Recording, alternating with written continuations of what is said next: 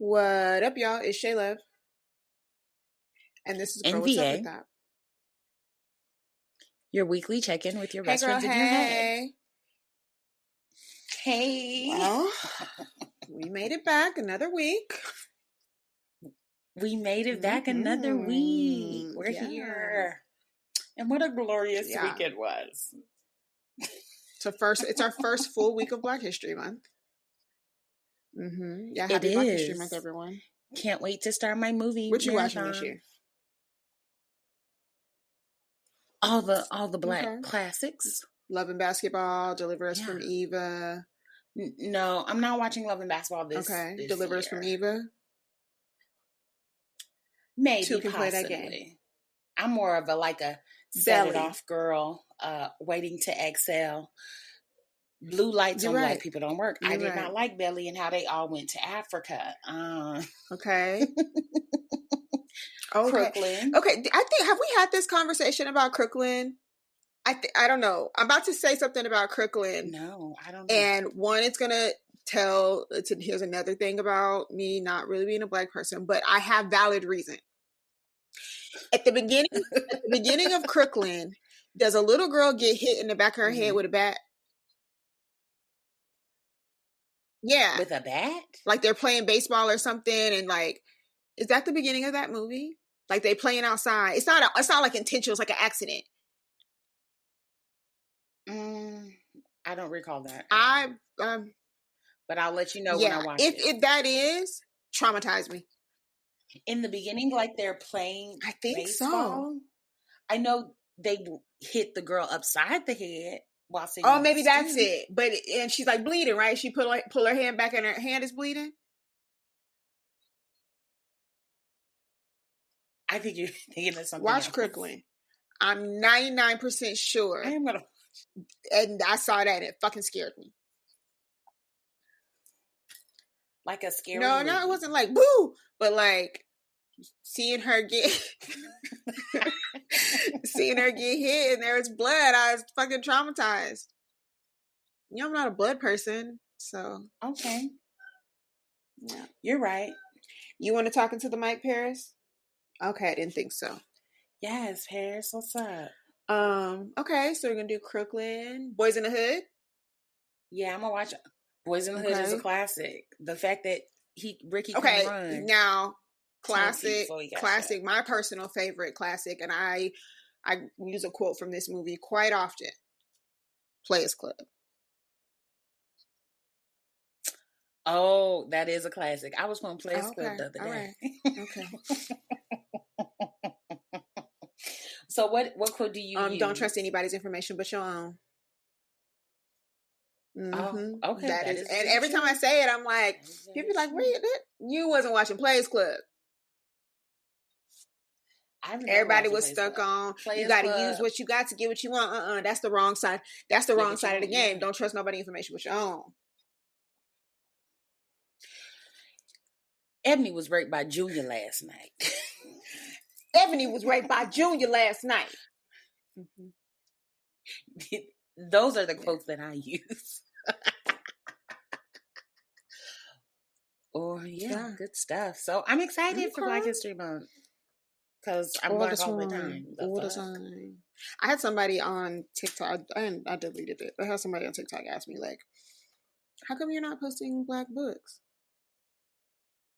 Because I read Black books all the time. I was just crying over a Black book an hour ago. Like, that's number one. That's number one. But number two, because I have a full. Was this a Black they person? They didn't have a fucking profile picture, and they didn't post nothing on their page. And because I have a full-time job, so my one video a week of my TBR, and maybe a sprinkle here or there is what y'all get on content. Right. Calm down. They're books. And here's the reality. You're still here. Black ink on white paper. You're still here. You're watching my content and taking my recommendations. So clearly I'm doing something right. Yeah, just fine. But how was your week, friend? Besides over my book. My week was great. I'm catching up on episodes of The Read, and Okay. I'm very far behind. I want to say it's Thanksgiving. I'm very far behind. Anyway, so one of the episodes I was just listening to, they were talking about when they did the interview with Michael B. Jordan, and they were talking about imposter syndrome. And he was like, what's that? He's like, you mean you don't feel like you belong in places that you are? And so I was like thinking about the episode this week, because if not in any other week since I've started this new position, have I felt more like my job title than I have this week. Yeah. Yeah. And that's not a bad thing. It's like, oh, this is what I work so hard for. So, yeah, I'm not having like the imposter syndrome thing. No. I'm fully aware. Yeah, but you had that moment where it was like, oh, the work I'm doing. That's it. That is exactly it. Yes. Like, oh shit. Yeah. Like, oh, I'm, like some people like, oh, I got a degree and I don't even use it. Nope. We're using both of them. All 8 hours of that day. That makes sense. Shit, sometimes 9 because I don't really take a lunch. I eat and work at the same time. So, and to be honest, that is very exhausting when you realize when what you're doing in the title aligns with each other. It is very exhausting. Bro. Just so you know, since this was your first week working within your title, I'm letting you know it's very exhausting. Find your escape route. Find escapism places where you can just be like, oh shit, this is why people are like, Virginia's not a real person. You can't take her seriously because you can't. You saw today, I was like, I'm just trying to read. It's Friday. I'm just trying to read my book. Why do people keep asking me to do? Leave me alone. Yeah. Go twiddle your something. Shit. Yeah. It can be very exhausting. And again, I like to run around in a field of dandelions. So I'd be having to say stuff like, that's crazy. And then it made me think and not to say not to water myself down at all, right? But what I'm about to compare it to, baby, I'm about to compare Kool-Aid to a $500 bottle of wine. Because I'm saying this and I work in a comms office. Think about like a physicist or like a bioengineer or like like what's that? We talked about her, I think last year, maybe year before last, but it's like a Black girl, and she was like obviously the first Black woman and first Black woman, first Black person, and she got a degree in like aquatic bio something, and like she. See, right, like makes sense. Her degree, yes, she need. Yeah. If she has, if I'm exhausted, she's deceased. Because what? Yeah. Yeah. Oh, for real. Yeah. I'd be like, add me to another team. I dare you. I'm not showing up. So I recently was asked if I was we have what's called Fun Committee. And somebody was like, oh, are you going to join Fun Committee? And I was like, no. But it would, because here's the reality. The truth of the matter is all the little signs and things y'all want to put out and send emails, it's going to come through my office anyway. So if at bare minimum, I have to make the communication, why would I do anything else outside of what I got to do? Yeah. So, See. No. I'd be like, how is this part of the job? Like, I didn't even sign up for that. Because when you get hired for something and you get the nice little job description and what the duties are, none of the shit that they be having us do adds up sometimes. I'd be like, I didn't know I was supposed to be saying that. Like, legit, every 2 weeks, every Wednesday, I sit in C-Start like this. Wait. Y'all want my opinion? Lock them up. Girl, that's really it. When people be like, what do you think? And they turn to you, me? Yeah, I said, don't ask me. Ask the DA. Y'all the one trying them. Why am Girl. I in it? That's why I be sitting there like, why are you asking for my opinion? Girl. Medical told you what it was. Did I tell you about? It was literally like my first or second day.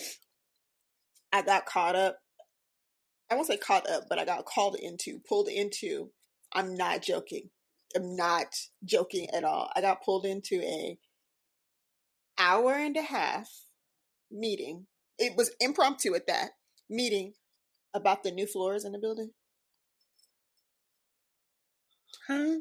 Now you do flooring.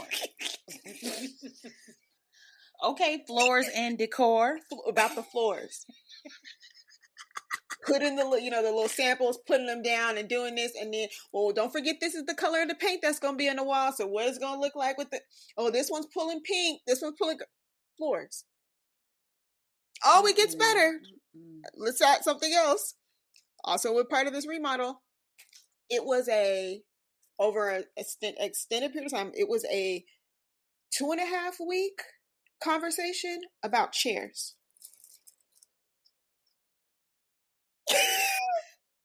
like what we're both sitting, like what we're both sitting in right now. Office chairs. So executives are going to get these chairs, and then these chairs are for everybody else, and students are going to sit in these chairs, and then these chairs are going to go in the lobby. Can you? I could be doing something totally different, but if I walked past there was a room where all the potential chairs were lined up.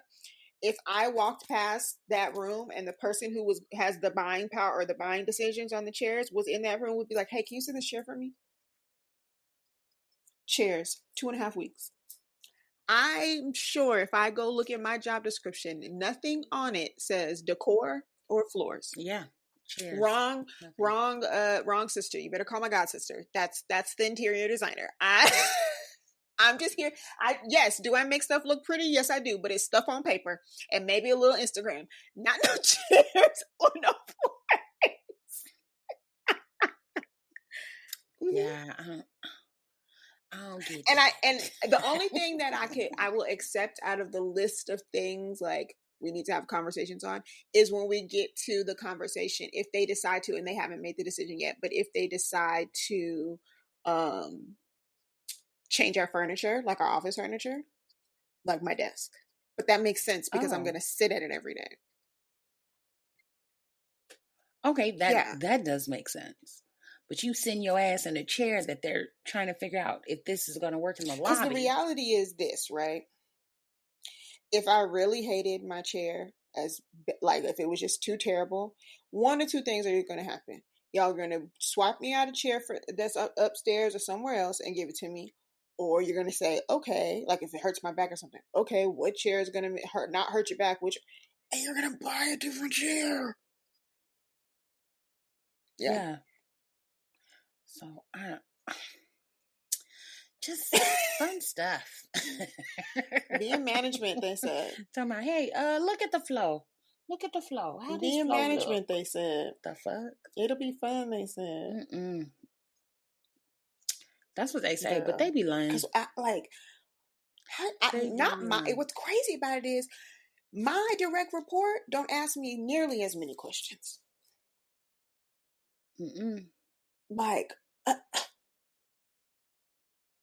But then it's like everybody under you is asking you a million. Like the person who in other departments, how do y'all have this many questions? That ain't in my ministry. I'd be like, well, maybe you need a mentor. Because it's not me. Because I'll say something to get you fired. They won't fire me. But possibly you, if you say it. I don't think you'll get I just realized, wait a minute, is Monday the 10th? Oh, shit. It is. Nothing is happening on the 10th, Virginia. For you? Okay. Well, I have an appointment, but I was like, why am I excited about it? I have an appointment too, and I'm not excited about it. To the point that I'm just going to let y'all know, depending on what happens at this appointment, we may not have an episode on Wednesday because I might be in pain. Okay. going to the orthodontist, y'all, and they're moving brackets. So, okay. We'll see how I feel. Exactly. Ouch. You'll be drinking on soup for 3 days. I was just telling somebody again, getting braces is the best diet you can ever go on. They used to wire people's mouth shuts back in the day. Do they still the last person I know of in modern history or modern times who had their mouth shut was Kanye West. Oh yeah. I forgot about him. I'm trying to forget about him. And people say what they want, have your opinions about the Kardashians and all of that. You have whatever but there's one thing that you can't deny. Ain't nothing worse than having an embarrassing ass baby daddy. Ain't nothing worse than having ex-husband, baby daddy, it be embarrassing.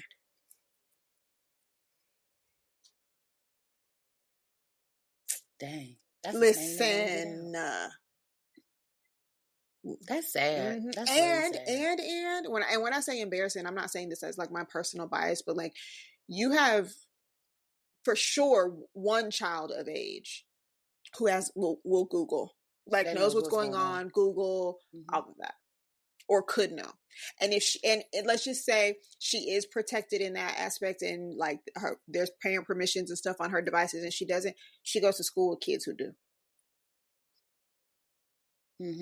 That's true. Hopefully, because in my opinion, what he got is could be hereditary. So hopefully they are keeping everybody at bay. How do you parent with somebody? I don't know. It's so the other day, it's so funny you say, how do you parent with somebody like that? Because like this phrase that that you just said is what I'm about to say is gonna they're gonna fit together like two Lego pieces.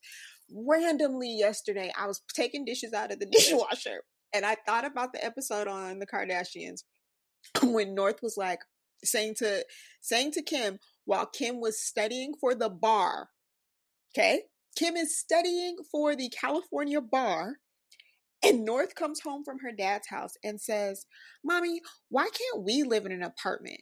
And Mommy, why do we have to have a chef? Why can't we just eat top ramen and noodles? And again, say what you want to say about the Kardashians and their brand, but let's just make her a woman who has 4 kids, is busting her ass to study for the California bar, is a billionaire, making sure her kids got everything they need, including, I don't have the time to cook for you, so I am hiring a chef. And your kid come home from their raggedy ass daddy house.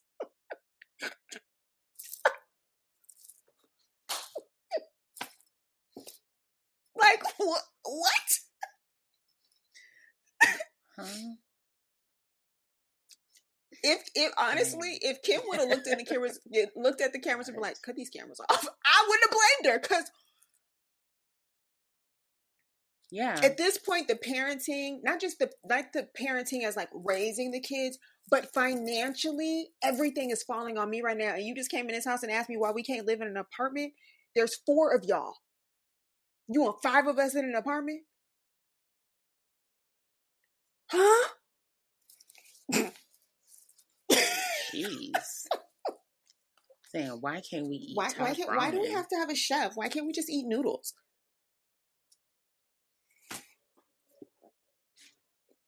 So that's what she do? Apparently that's what happened at her daddy house.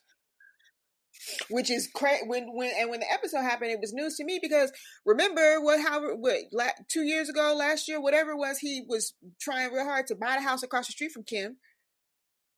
So how we go? Yeah, he had made all that money with that scam. Well, it wasn't a scam. Sunday Choir was not a scam. Let me correct that. That's how he got back into making money. So how we go from the house across the street to an apartment in Top Ramen? So again, my point, she's sitting at this table studying for the goddamn bar. Shortly after it got announced that she was a billionaire, and you come home talking about and this is why I'm not having kids. I could be a thousandaire. I could be a hundredaire. And if my kid is asking about ramen in comparison to healthy prepared food. Now, don't get me wrong. I love a good cup of noodle every now and then. But, So. Yeah, she's gonna be the one. Watch for her. From a auntie perspective and a caring of just general people's sanity, baby, I'm gonna keep Kim in my prayers, child, because if that's what yeah. Like, again, ain't nothing worse than having an embarrassing baby daddy. Gosh. Man. Jesus, I know she's sick. I bet that group chat with her sisters, especially after fucking Sunday, I bet that she texts her sisters like, what the, like, not just Sunday, because I mean, I don't have it. I didn't see it on your list, and I don't have it on my list, so we can bring it up real quick. How he said he sides with the Nazis. Did you see that? And he was talking shit about Jewish people.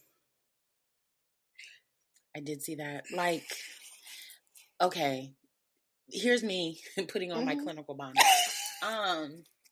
It is you see, it's because my bonnet is already on. At this point in time, unfortunately, I wholeheartedly believe that Kanye West needs to have not only a guardian, but a conservator. We talking about free Wendy, free Brittany, all these people, free Amanda. His behaviors since Donda has passed and prior to have been questionable. We are seeing this spiral significantly. It's okay. Where's his There team? is no team. Because he has too many yes men around him, and he's able to do whatever he sees fit. He needs help. He needs help. If he wants to be a functional person of society, if he wants to actually not be an embarrassment to his children, like you said, one is school. Like, you think they ain't talking about your daddy at school? Yep. So I think it's North. How old is Blue? Blue just turned 12, right? Blue Ivy. 11. 12? I thought Blue was 13. What? I don't think we've hit teenager years yet. I think she's 12. We could have hit 13. I could be wrong. Okay, so her and North are 13. They were born the same year. I'm pretty sure. Really? North is 11. Wait. Oh, yeah, she's 11. Okay. Northwest was 2013. Born? Oh, she's a Gemini. Yes, she is a Gemini, like her father. Look, I'm like, she's a Gemini like her father. Mm-hmm. Yep. She's the one to watch. Yeah, I will watch her. That's so sad. He's also selling shirts for Sean John. What? Yeezy.com is selling Sean John shirts. And him and his brother are going to split the profits. He posted that on. Again, he needs a guardian. At this point, we might as well just say, girl, what had happened? What you see this week? Selling Sean John shirt. I mean, what? Okay, Girl, because we was talking about him loving the Nazis. Okay, so going back, remember I just said I'm catching up on the read. So going back to me catching up on the read, I'm at the episode where, I guess, towards the end of last year, Diddy was getting in trouble for like three-way calling and like having his family posts and all that. Jesus. That's crazy. Have I told you? Have I told y'all? I think I've said it on the show before. My way, like in my brain, the way that we can right America, like make it better, like fix our wrong. Have I talked about this? About putting. No. So I have this theory that if we, for 2 years, at first I said a year, but considering where we're at now, it has to be 2 years. For 2 years, all these prisons that they love to build and do all the things, for 2 years we put white men in prison for 2 years. Just put them in the prisons, All of them. Paul Wall, you don't have to go to jail though. You ain't got to go That's to fine. prison, Paul Wall. That's fine. You're right. Yes. Okay, but put them all in the prisons. And obviously, any person, if they're not white, who has been sent to prison in regards to marijuana, all of them can be free. Because what the fuck are we doing anymore? Okay, so that's my step one. And now you're like, why? What about white women? Well, white women only follow in alignment with what white men do. So if there are no white men around to lead them, they're going to flounder around anyway. That being said, once they're all in the prisons, then we can elect people of color, gay, trans, whatever, into the necessary positions. Right. And give it 2 years. And we need just go ahead and make we're gonna have a female president, woman president. Because, and I'm saying this, we need to. We do. And I'm saying this because statistically, there are literal numbers statistically in other countries where they had previously had male presidents for an extended period of time. And the moment they got a female president in their office or whatever the case may be, the country saw an amazing shift. And that's just statistic numbers. That part. Like that, there's data to prove that. So that's my way, my thought process on fixing some shit. Yeah. Okay. We need to fix it. Fix it now. The latest change or whatever that I just saw, baby, we are about to have legitimate concentration camps. Have you seen the thing where it's like, and here for me, my words mean things and grammar ass. I had to look up what an Oxford comma does. So the document that's like, for the prisons or whatever, and it says these new camps, the way it's written, it says like they can execute people at the camps. I'm paraphrasing, but it says like executing the people at the camps. But because of the way that it's written, there's what's called an Oxford comma in the sentence or in the line. And if you read it quick, it makes it seem like they're talking about like the death penalty for people in prison or whatever. So if you read it quick, but so like I said, I had to Google what the fucking Oxford comma is, and I barely remember what the hell it said. But yeah, so here we go. Dang. Oh, and that's what it's an Oxford comma is also known as a serial comma and is a comma that appears before the conjunction in a list of 3 or more. So I'm going to say the sentence, but it's me giving the example, but I'm also saying the sentence. Typically, if I was like, for example, paint, brushes, and canvas, we know I would say, for example, paints, comma, brushes, comma, and canvas. An Oxford comma is, for example, comma, paints, comma, brushes, comma, and canvas. And that first comma after example is what allows them to execute these people in these fucking camps. And this is just for undocumented people? Well, I mean, the truth about... Or anybody they see fit to put... Yes. Because if we're... and this isn't me being like anti-Semitic or shady or anything. When we talk about the Holocaust, we focus on the Jewish population and the Jewish people because it was a large population. But if you're someone who has just a lick of sense, you would ask, like, so there's no black people in Germany? No, there were black people there. We were killed first. That's the only difference. We was killed first. They got to us first, and then they went to the Jewish people. So similarly, in this situation, the Mexican people are just first. Well. Yeah. Get in line. I can't even think. And then I didn't plan on talking about politics, but since I was talking about books, Oklahoma is trying to pass something that would make open door romance books a felony.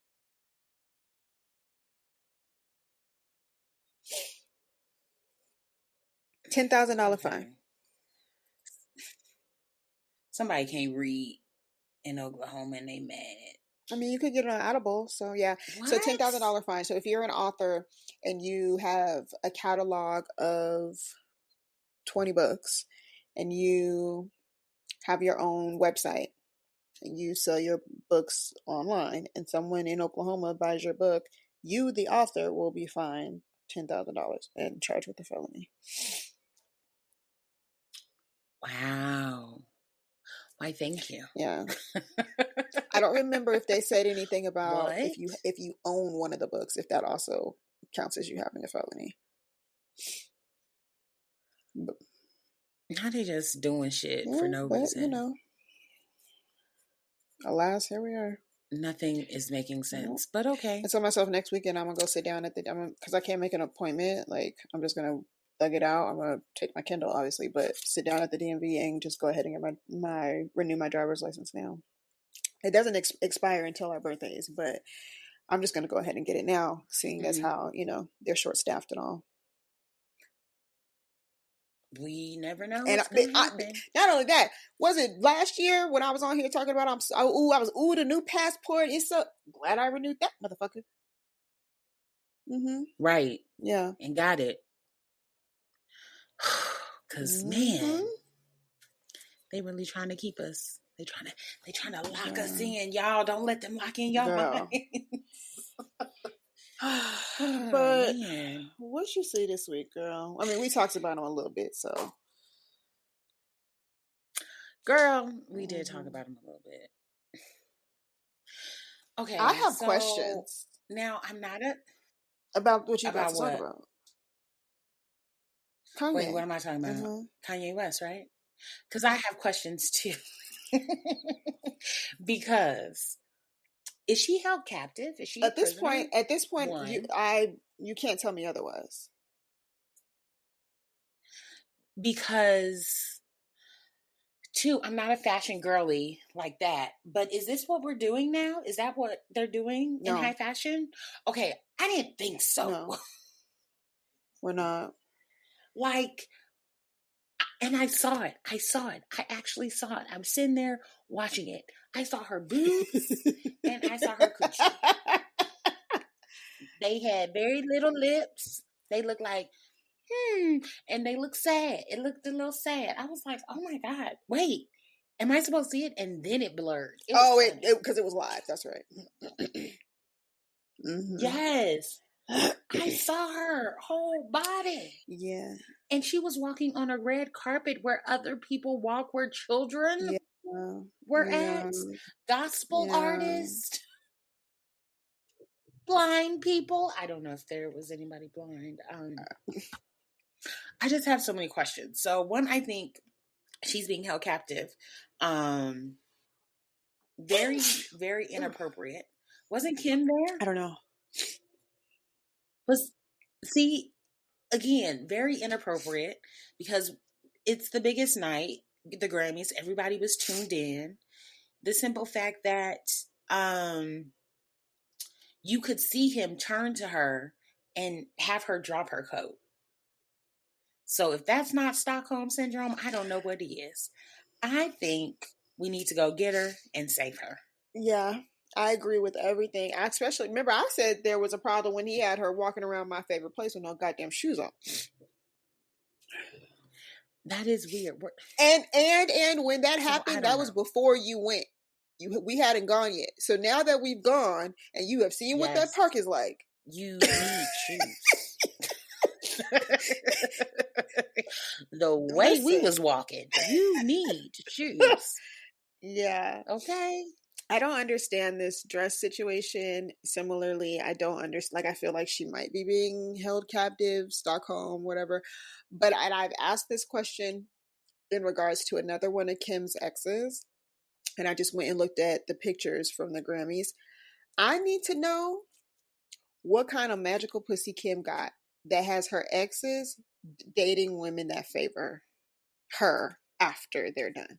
Because Reggie Bush's wife looks just like, well, not just like, but looks like favors Kim. And their daughter looks like North. Reggie Bush and his wife's daughter. Oh, wow. And I want to say they're close in age. Like North and his Northwest, and then Reggie Bush's eldest. They're close in age. And So he has a type. Well, they both do, but I also just need to know. Love it. I also just need to know what spell is she putting on them? I don't know. Well, I do know. Well, I don't know. I don't know. I did see a little bit of the Ray J video though. Never watched it. I can't take him seriously. He is Brandy's little brother. I was like, that'd be like the equivalent. I wouldn't watch my own brother have sex. He would always be Brandy's little brother. Not, okay, Dorian. What? No. I'm not doing that. That was so stupid. Yeah, no, I'm not doing that. How they made him Frank's son. What? Moesha, what are we doing here? So I don't know what's going on. I kind of feel bad for Bianca. I never see her like smiling or happy or alone. She's always with him. Always.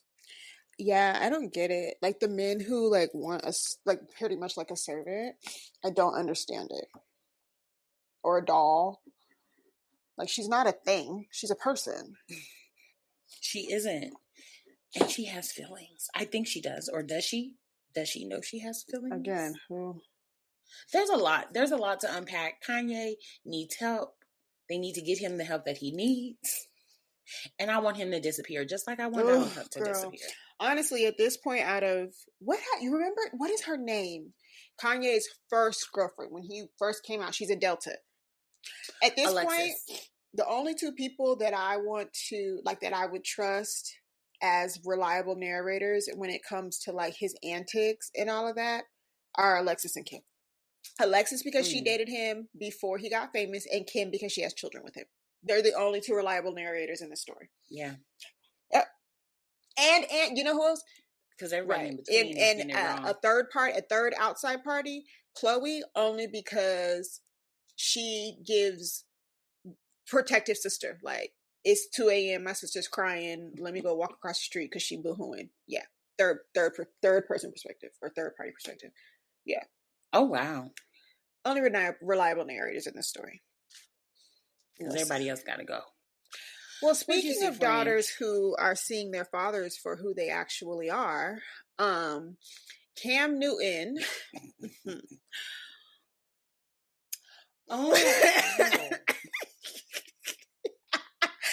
Cam Newton, pretty sure he was on his own show when he's talking about this, but he says that his relationship with his older daughter is strained because he had an outside baby on her mother, who at the time was his longtime girlfriend, and he's still dealing with the resentment. For those of y'all who don't really know Cam Newton's story, aren't really following him, he is a father of 8 now, but at the time when this was happening, he had 4 of his first 4 children, his biological children, are with his former long-term girlfriend, Kia Proctor. And he took in her oldest daughter, Shakira, and raised her as his own as well. So, brought her in, basically became the daddy that she didn't have. And then sometime during the relationship with Kia, Cam stepped out and had a baby on her mother. But by this time, they were the model family and they had the house and they were doing the things and, and then he stepped out and had another child with this girl named Lorena Shaw. So he went from 5 kids to 7 kids because he also took in the girl he cheated on with also already had a baby. So he took in that baby and then made another baby. Yeah.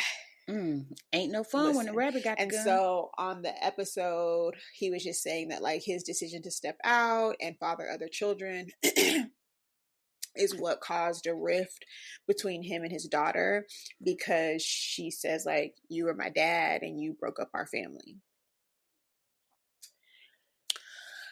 I will say this. I feel like it's really catching up to him. I don't know if y'all remember when Dr. Cheyenne Bryant went on his show, The Psychologist, and told him about himself, and he didn't like that because what he's doing is he was same conversation that Nick Cannon has about having multiple children with multiple women, but you're still creating broken homes. He's like, well, and he kept saying, well, I'm there, I'm there, I'm there. You're not. No, you're not. They have watched how you treated their mama. Yeah. My nigga.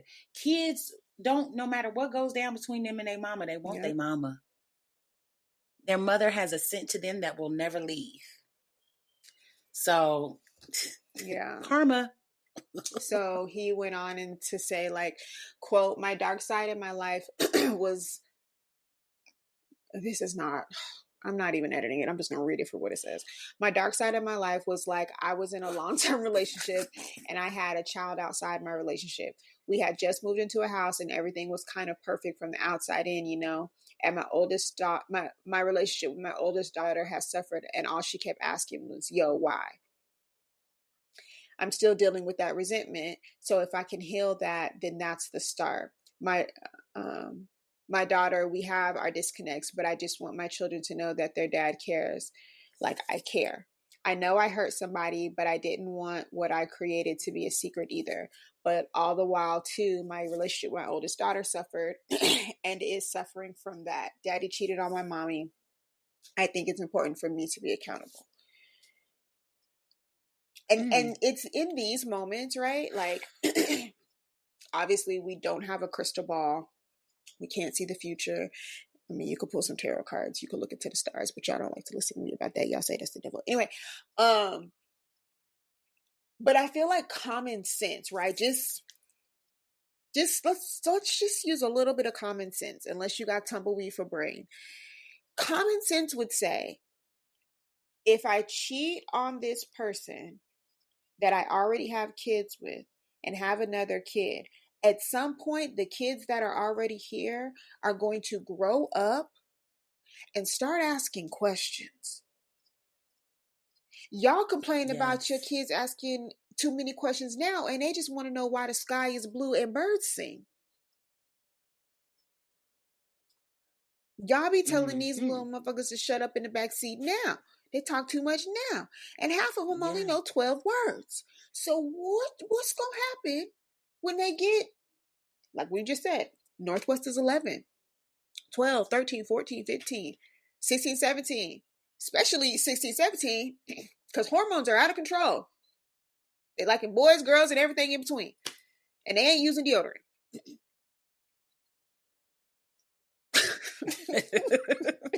That is true. They like, a little funky. I genuinely don't, like, with the whole cheating thing, I just genuinely don't understand. Clearly men aren't thinking when they do this, but I genuinely don't understand, like, where is the concern for the repercussion? Because it's one thing, like, and don't get me, what I'm about to say, I'm not excusing cheating. But let's just go, if we're going to be in the mind of a man who cheats, it's one thing for you not to give a fuck about the person you're cheating on. That's fine. It's one thing for you to feel like you don't owe the person that you cheating on answers. I don't need to answer you. Whatever the bullshit that come out, whatever, fine. I don't owe you nothing. I don't need to tell you whatever shit you say. But if there's a child in the equation, you do owe them. You do. Whether they ask when they're 13 or they ask when they're 30, you do owe them that. Because what again, we the childless aunties, but we keep telling y'all, when it comes to children, especially at a very volatile young 7, 8, 9, shit, I could even go back to 6. Everything is about them. So daddy cheated and left because I did something wrong. Daddy doesn't want to be a part of this family because he doesn't love me. So at some point, you do owe them an explanation. That's because real. Even at 30, the 30-year-old might understand, but that inner child still thinks daddy left because he didn't love me. So. And they need that. Yeah. That's. Well, I would say good luck, Cam. I'm gonna step off my soapbox. What else you say? Jesus. What has been having me in a chokehold all week, might you ask? Having me scrolling on TikTok at 3 o'clock in the morning, giggling, rubbing my feet together. The one and only, the American lady in Pakistan. You know what? When I first saw one headline, I said, oh, this is a BA story right here. I'm not gonna look at nothing. She gonna give me all the details this week. Go ahead, girl. Tell me. I love her. Basically. So Onijah Robinson, who is going by Onijah Ahmed. The fact that she's been in Pakistan since October of last year. She was dating somebody online. She paid her money. She's 34. The person she was dating online is 19. Yes. We'll get into that. She went to meet him, and objects in the mirror seem to be scarier than they are. Okay. Basically, was turned away. She had been using a filter, making her look blonde. It was like a Nicki Minaj filter that she was using on this young man. And mom kicked her out. The family left. So she had been camping out in front of the property in Karachi. She had just been camping out around the city or whatever. Karachi, I'm sorry. So Chipa, who is a humanitarian in Pakistan, has been helping her navigate, trying to talk so she can communicate with the people. She's quick to say, I need $20,000 sent by Friday. I need to fix this city up. That's against my religion. She is hilarious because delusion goes a long way. Okay? And I'm here for it. What I'm not here for is the fact that she did leave her home of Bronx, New York. She left her children. She's a mother of 4. Her oldest was stating that she does have a mental health issue. She does have bipolar disorder. And they were trying to get her back in the States. They explained that she is not married to anybody in Pakistan. She was talking to this person, but she intentionally catfished him, or maybe she was out of her head. I don't know, but she catfished him. He didn't want her. And he's, of course, young. But on the brighter note, there are a bunch of male suitors that are willing to marry Onijah. I don't know if she's taking any of them up on that offer, but just to see Pakistan in that light, to see how patient of a people they are, how kind they are to outsiders, welcoming them. Again, she has been camped out in certain areas, staying for free, eating for free. They've been carrying her suitcases like she's doing a press conference every other day. Just to see the humanity of people in the world. They don't have to deal with Americans. Because unfortunately, the time that we live in, Americans don't have a very high tolerance for people that are not like them, that don't speak the language that they speak, don't have the same upbringing that they have. They're very hypocritical. So the fact that she has been in Pakistan since October and we're just now getting this story in January, it's been the chef's kiss. It's been great. Okay. I am so tempted to putting concealer on my forehead and making I will kick your ass. Not going around telling folks you got a makeup artist friend, you got fucking concealer on your goddamn forehead. I don't care if I'm retired. I just love her. I just love her. Okay. But what else did you So because it's Black History Month, I wanted to take a moment to honor a couple of the menses, because I think it's around this time of year that we get People Magazine's Sexiest Man of the Year edition. I'm sorry. I don't think did they announce, like, is there a runner up? I forgot how that works. Anyway, I don't know. I don't know who it is. I don't know who it is. But I wanted to reminisce on the fact that there have been a very limited number of Black men that have been the sexiest man alive. So for Black History Month, I'm going to go through the Black men who have been the sexiest men alive, and we can talk about who they are. Okay. So I'm going to start with the most recent, and we'll go back. Okay. So the most recent was Michael B. Jordan in 2020. Fine. Yes. 10s. Yeah. Okay. Yes. Next. Beautiful man. Yes. Beautiful gowns. Yes. Beautiful. I kind of wish him playing Killmonger. Yeah, I mean, don't get me wrong. The picture of him on this cover, y'all can Google the picture, but the picture of him on this cover, I kind of wish like they gave us a little more. I don't know, something they could not take his shirt off. I don't know. He could have smiled. You know, he has nice teeth. He gave it. He has very nice teeth. Or even like, I don't know. He could have.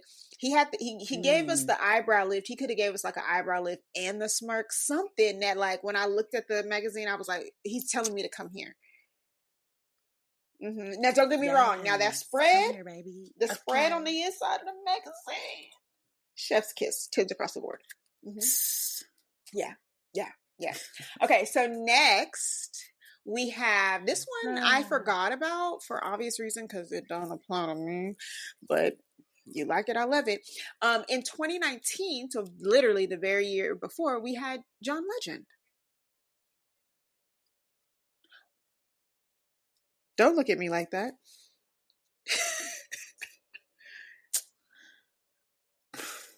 Why? I don't know. Yeah, he Why? Was... Again, handsome man, sexiest man alive. To Christy. Yeah, that's what I said. Is it Chrissy? Yeah. To Chrissy. That's what I said for me. He seems like a great father, a great advocate for maternal health, infant lost. Yeah. Wonderful guy. Sexiest man? Yeah. Not so much. And then his hairline be a little off. I don't know. Something's happening there. And literally, I'm going to do this one right. Literally, the year before that, 2018, we got everybody, the international man himself, the person who really should be Mr. James Bond, Idris Elba himself. Yeah, he should. And this one right here, with that salt and pepper beard. Beautiful. I get why Sabrina is so career. Wasn't he a DJ before that? Uh-huh. Yes, I see why she be encouraging that shit, or why she had her hand on his shoulder when he was announcing he had COVID. She was like, "We have COVID." She didn't even have COVID yet, bitch. Mm-hmm. Yeah, I get totally it. Understandable. Yeah, beautiful. Yeah, beautiful. Yes. Even now, and that's that crooked ass smile. Yes. Something about that. Oh Lord. And I'm pretty sure I know every now and then my cousin Ro like to listen to an episode. So if this the episode you listen to, I know that's your man. I'm just giving props where props are due. Everybody's man. We all sharing them. Sorry. Sorry. Okay, so then we're gonna go 2 years before that in 2016. Now this one, I personally, at one point in my life, I was like, oh yeah, he is black. And then at some point my brain was like, well, if he don't want to say he black, then we not gonna say he black. But if we claiming that he black, then okay, you're right, he black. However, in 2016, we had Dwayne "The Rock" Johnson. And I'm going to be honest with you, whether we decide if he black or not, the man is fine. He's fine, but he's racially ambiguous. I think his daddy. So who's black? I think his dad. Okay. I think that's why. That's why it's spelled the way it's spelled. Yeah. Even if his dad is black and Samoan, I'm pretty sure his dad is the black one. I'm pretty sure. I could be wrong. That's a big he is another one who got that smile. That smile. Yeah. He has a good. My pastor like that. My pastor, you done been in my church. My pastor, The Rock, that's her man. That's her man. She liked it. Oh really? She liked The Rock. And then the first one to ever do it. Everybody's favorite. At this point, it's generationally. Generations. I think I don't know so much about. Well, we could maybe the top part of Gen Z. Maybe. Yeah. I would say because what? If you're born in 1993, that makes you what? 30 something. 31, 30. Okay. Yeah. So yeah, top half. So we got the top half of Gen Z, all of us millennials, child. Gen X and the bottom half of boomers. Well, shit, I might even say all boomers. Anyway, it's generationally. If you ain't figured it out yet, Bear, what I'm talking about, then you probably are hiding under a rock. Because if Denzel, the Denzel, if the Denzel Washington was not on your list, then baby, I don't know what's wrong with you. He was the first Black sexiest man alive in 1996. Really, yes, that big of a distance? So from 1996 with Denzel, the next Black man we got was The Rock. Yeah. Wow. Yeah. And ironically enough, this picture that I'm looking at, and y'all can Google it. So just Google "Sexiest Man Alive" Denzel Washington 1996. This had to be shortly after he filmed Malcolm X because his hair is red. Mm-hmm. Oh, his hair's red. So you only mentioned 5. 1, 2, 3, 4, 5. Denzel, The Rock, Rock, Idris, John, and Michael. Idris, John. I didn't even count John. Yeah. Woo! Yeah. What? So people started doing the Sexiest Man Alive issue back in 1985, and it's been going on since then. So since 1985, we've had 5 Black Sexiest Men Alive.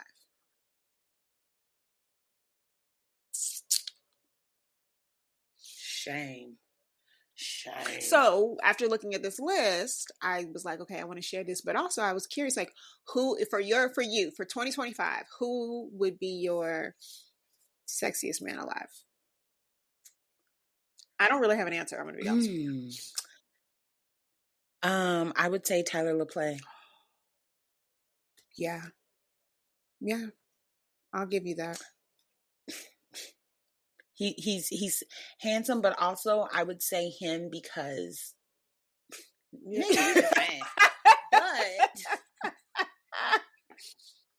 I think they base it off on, they don't just base it off of their appearances. They base it off of like if they're actively acting or whatever. Because I would have said Jonathan Majors could have been the sexiest man alive because he was a runner-up a few years, but because of everything that went down, I don't think they're ready to say. Actually, I just lied to y'all about not having one. It came into my head so clearly. You know why? Because that's Mufasa.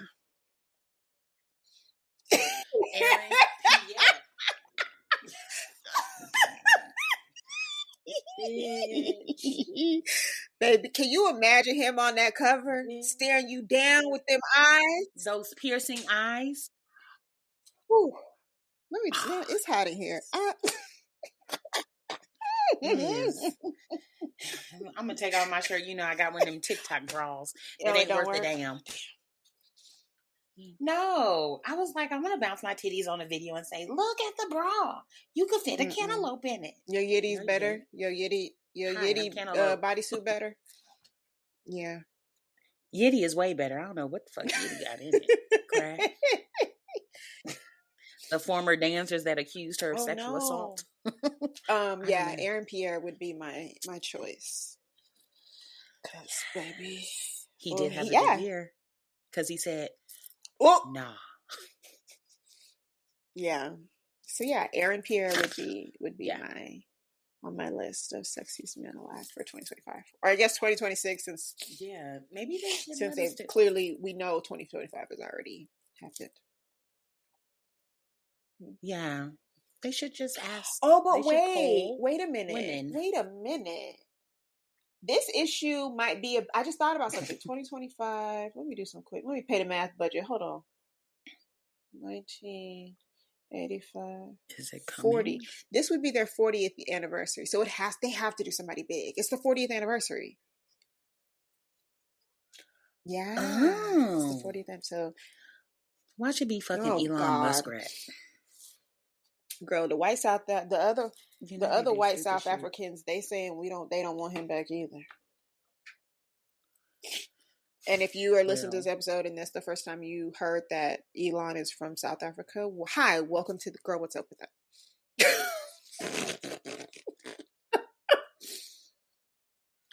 Just they must not have watched The Color of Friendship to know that there are whites in Africa. I mean, I've said it before. I don't understand how we are listening to or letting the opinion of a man who grew up in an apartheid country. Baby, I was never gonna buy a Tesla. You're not gonna get me. I don't care if it's the best of the electric. I don't care. This man and his family built their wealth on the disenfranchisement and killing and slaughtering of people who look like me. No. Mm-mm. No. And I'm not somebody who participates in diaspora wars, so I'm just gonna say they my cousins. I don't participate in that. I'm not helping a white man get rich who got his wealth and that's by choice. There's certain things that I don't got no option to. Like I said last week, we gonna stop living in people apartment complexes and houses and shit. No, we're not. But I got a choice. No, baby, we're not doing that. Not, especially not for that one. Nazi salute be damn. No, hell no. All right, girl. What else you see this week? Okay, so this is really I just wanted to cuss out the Associated Press for being so fucking disrespectful. What the fuck was that on the carpet? I heard your little weak ass apology. This over here, this the West Coast. We don't give a fuck. No, I'm kidding. I saw that little weak ass apology. First of all, I don't even know who Chapel Rowan is, but the way she dipped back to act like she was disappearing and just so dismissive. Why are you so dismissive? That is baby motherfucking face. One of 6 children, okay? Brothers performed with After 6, has written many of a love song. Went on tour with Toni Braxton, created an album with Toni Braxton, has written some of the best songs we still sing to this day. I still sing Can We Talk to the top of my lungs. But he wasn't worth the little time that he had on the carpet. I don't even get how that happens. Because in my mind, red carpets, they tell the people who's walking up, they're prepared when the person walks up. And as the people, they ask their questions, and as the people come or finish their interviews, because they're little stations. I know how. It was very dismissive. I know how. I didn't like it. I know both ways how. First one, we'll go with the easy one. I don't have to explain it too much. Nepotism. Nepotism. You get your job through nepotism. You don't have to have any qualifications. Nepotism. That's how. The second one, I chose it second because right now it's being used as a buzzword, but this is a perfect example of said buzzword. DEI. Remember how last week I said Black people, we worried about losing our jobs. Don't be worried about losing our job because before they hire us, they make sure that we can do the job up, down, left, right, inside, outside, and on our head with our eyes closed. But the pretty blonde bitch next to you who don't know what the fuck she's doing, she's the DEI hire. She's the DEI hire. That's how.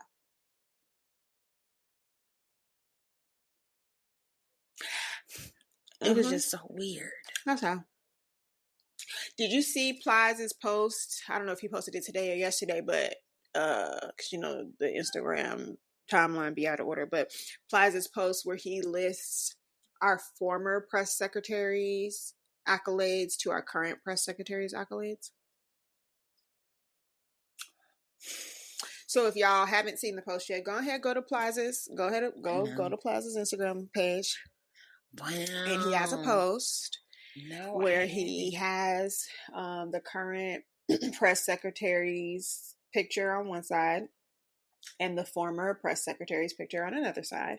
And I already talked up our former press secretary because that's what I work in PR. I work in, that's my thing. So to see a black woman being really at the highest press office, comms office in the land,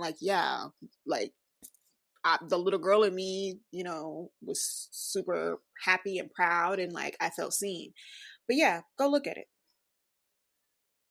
Go look at it. Dang. It says experience continues too much to display. Yep. Wait, she doesn't No, even she have does a not have a master's. master's. Oh, okay. That softball scholarship Nope. came in handy, huh? Violated campaign finance laws and never paid. Marry a 60-year-old multimillionaire at Yes, her husband, 27. her current husband right now. He's not dead yet. No, he's not dead. Is she being held I mean, captive some too? say she's playing the long game, but you know, I didn't seen a good movie or two with the plot twist where you think you married him for your money, and then the lawyer gets to read it in his will, and he left everything to the pet cat or some shit, fucking goldfish. So, or his first wife. You think you're getting everything because you're the new wife, and he done left everything to the first one. I done watched enough movies, and we know I read enough fucking romance books. So. Like, and it's so sad because, like you said, they're gonna make sure the black person knows the job, left, right, up, down, around the corner, doing the Tootsie Roll, the butterfly. It's true. You have to be twice as good. You got to be better than everybody else just to be enough. That is so disheartening. Ooh, sorry, y'all. Yeah, so she can't even read. So to answer your question of how does this reporter who's on the red carpet, you don't even work in press and you know the basics of a red carpet.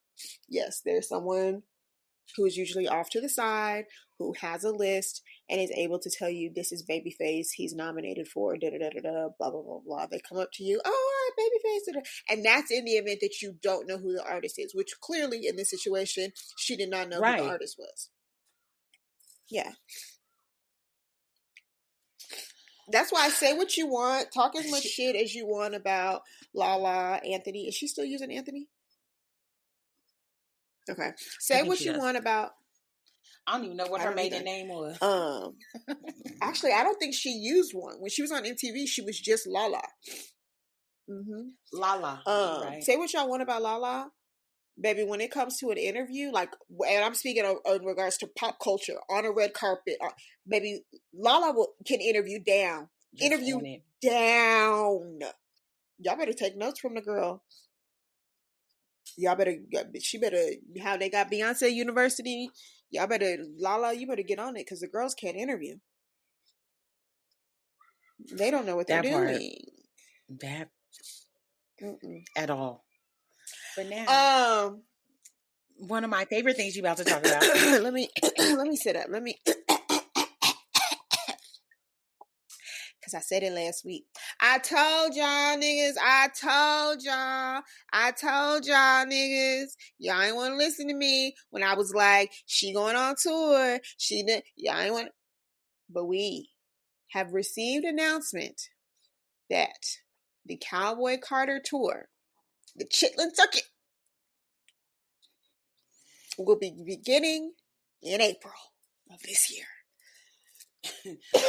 Pretty much tomorrow. Yeah. Yeah. Beyonce was like, oh, y'all don't know when y'all getting y'all tax returns? That's fine. I'm still going on tour. She said, I said, hurry up, please. Drop the dates. Speaking of dates, though, we don't have dates in our city. We don't. We are on the poster board, and there's a lot of theories there are a lot out there. Of theories, and I don't know. I don't know how I feel.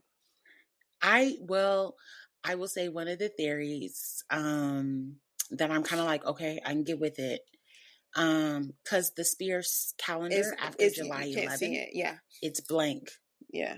You can't see it. So I'm thinking it has to be a different kind of show because the Spear is small.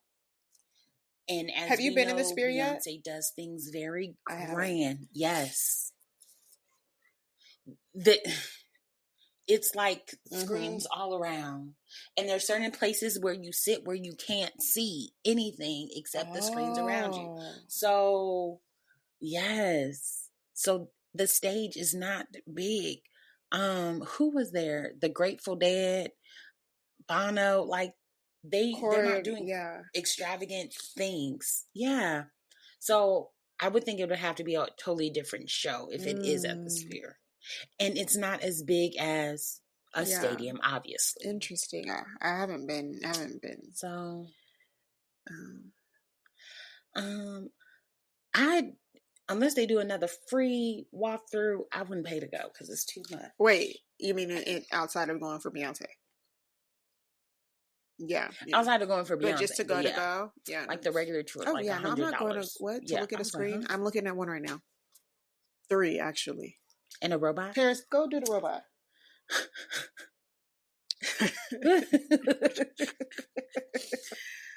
So yes, we're getting a Beyonce tour. Legit, I had already said once we saw like it was a tour coming, I was talking because my birthday trip was going to be for Mother's Day weekend in New Orleans, and I had already been talking to my friends about it. She was like, well, you know, you always do both. And I said, yeah, I will go on tour, but I couldn't wait to wake up that morning to that email and say, be blessed. Hey, it said, good morning. I don't even think I said good morning. I said, hey, so Beyonce is going on tour. I'm canceling New Orleans. Be blessed. You see, I mean, I was already like, so you're not going? Like, I said, be blessed. And then one of my friends, she called right away. She's like, I'm so glad you said something because I was about to buy my ticket, like her flight. And I was like, girl, I got to get off the phone with you because I got to call Cajun Encounters to see if I can get my money back. Oh, yeah. Which I did. And the guy understood. I was like, so Beyonce is going on tour, so I'm not coming. And he said, oh, okay. Okay, well, whenever you get ready, the Gators will still be here. I said, I know. Yeah. I know. Because New Orleans can happen anytime. Beyonce, you dirty bitch. So, I think I've talked about this, that I have 2 Dereks in my life. I have law school friend Derek, and then I have like my best guy friend Derek. So best guy friend Derek, I think it was the day she announced the tour, later that day or night or whatever, we were talking, and he was like, nigga, I was just about to ask you if you wanted to do something something with some yachts. And I was like, huh? Let me see if I still got the message. No, I don't. But yeah, he was talking about something about going. I was about to ask you yacht something, but I know the rules. Beyonce comes first. Glad you fucking know. Oh, Black Yacht Week? I don't fucking know. But Beyonce comes first. He said, I don't fucking know. The fact that she's having, and I would love to go to California because SoFi is a nice stadium. But girl, you having a concert on a Thursday? Football. And then Wednesday? Oh, what? Football still happens? Oh, April. In April? Ooh, I don't know. Soccer. If they use a SoFi Stadium for soccer. Oh. I was like, why are we doing this? Soccer. So I'm excited. I'm so excited. Yay. I've seen the stage. The stage? How you see the stage? That's been you know what? I think I'm gonna treat this the same way I treated Renaissance. Oh, okay. No, I think I'm gonna have to mute Beyonce and Miss Tina and the word Beyonce again. I'll wait until this tour starts. Same way I did with Beyonce. I mean, same thing I did with Renaissance. I think I'm gonna wait. I don't know. I'm undecided. Look at that horse. People have crashed. Like, y'all niggas are hilarious. One, y'all are super smart. Like being able to look at the source code, the price of the tickets. Mm-hmm. Yeah, I was like, y'all should be doing No, it's Reddit. It's not like they're hacking. It's Reddit. Every website has it. Yeah. But I was like, why are y'all doing every website has it. You can look at it. Page source. So yes, Beyonce. Yeah. And with Renaissance, when Renaissance was out and she was touring for Renaissance, she hadn't completed the tour before Cowboy Carter dropped. Did she? She wasn't on tour when Cowboy Carter came out. Okay. I was just checking. Man. Because the last So we ain't never getting last few shows of Cowboy Carter were after her birthday.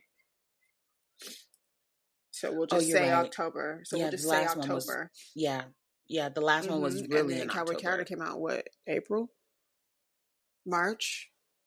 Yeah, 29th. April, damn near. Mm-hmm. You right. Yeah. Dang. Okay.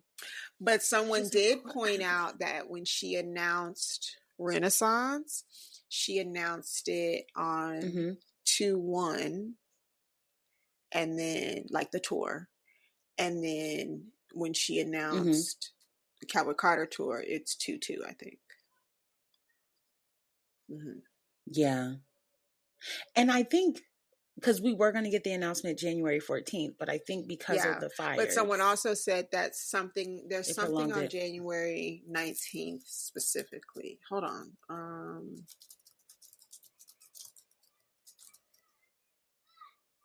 Oh, okay, that's not it.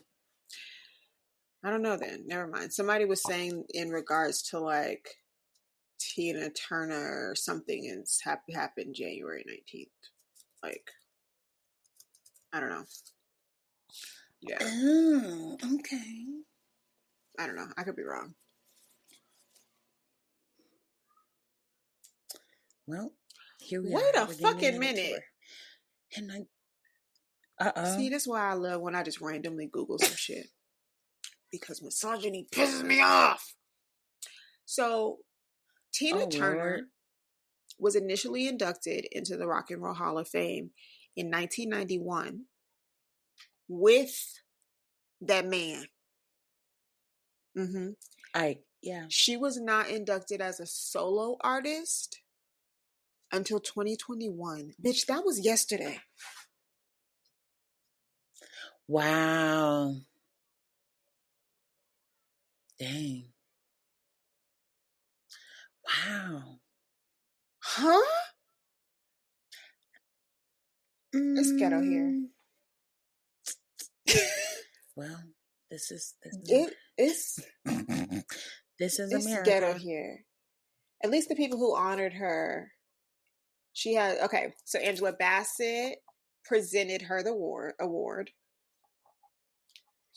Her and Mickey Guyton performed some of her hits, and Christina Aguilera covered River Deep Mountain High. So she had some good people.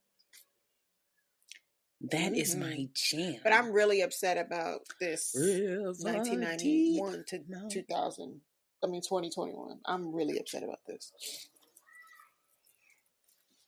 How many solo albums did Tina Turner have? Tina. For all of my, my ASMR people, I know they love when I get to clock it on. Yes, we love that. Tina Turner has 9. Oh wait, it says 9 studio albums, but I don't. Let me just look at her discography. Hold on. I'm your private dancer, a dancer for money. You do what you want me to do.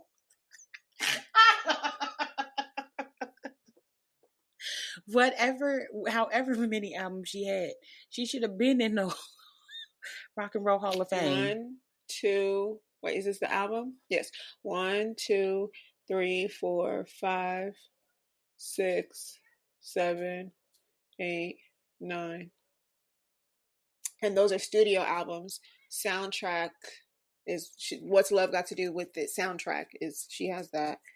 And then compilation albums 1, 2, 3, 4, 5, 6. And then she has 2 live albums. So anybody else, I only paid one portion of the math budget, so if anybody else wants to pay the other part, you can count that up.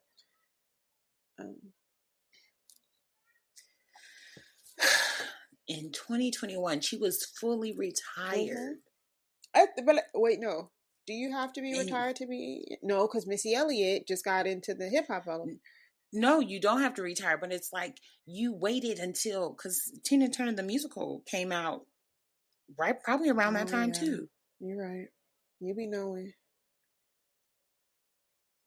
Because I was excited to watch that. Me and whoever was in behind us at the Smith Center, he was like, yeah, lead it, sucker. I love it. Okay, so her last like released album that wasn't like a compilation of other songs was a live album from 2009. It was a live album. Yeah. Wow. Slight tangent, just because I'm looking at like I'm looking at this list and it has like the albums or whatever, and it's like certifications or whatever, shows like platinum, gold, blah blah blah. So the other day I was watching Halle Bailey's Snapchat, and she just bought a house, and so she's showing like how she's setting up her studio or whatever. And then she was saying to us how Halo is starting to be able to recognize her in pictures. So like he'll look at a picture and like point at it and be like, mama. And so you could hear him in the background saying like mama, mama, like saying it over and over. And you could hear his little hand like smacking onto something. And so she flips the camera around, and you know babies put their mouth on everything. So he has his hands and mouth on one of like a framed picture. At first it just looks like a framed picture because of the way she's holding the camera, but also the way he's standing in front of it.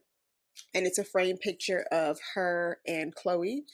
But then she kind of like changes the angle, and it's actually one of their golden, like the golden plaque for Do It. I'm pretty sure it's for Do It. Sorry, somebody's breaking into cars around here, guys. Just kidding.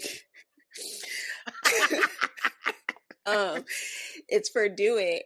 And so he's like pointing at it, and he's saying mama, and then she points at Chloe and she says, I want it. She doesn't say TT, but whatever their version of TT is or whatever, she says it, and he like pauses and he looks over at the side that Chloe's at, and then you could tell, like you could see his little brain like processing like, oh, that is my TT. Like you could see it. And then and I loved it so much, mostly because she done finally broke up with that nigga. At the end of the video, Halle goes, but that picture's old now. That record's platinum. I said, bitch, I know that's right. She's like, yeah, but she goes, oh, that picture's old. That record's platinum now. Come on with the flex. Come on with the quick flex at the end of the video. Yeah. Oh, Halo. And he's also walking. I mean, which he should. He's one. Yeah, but he's walking now. Really?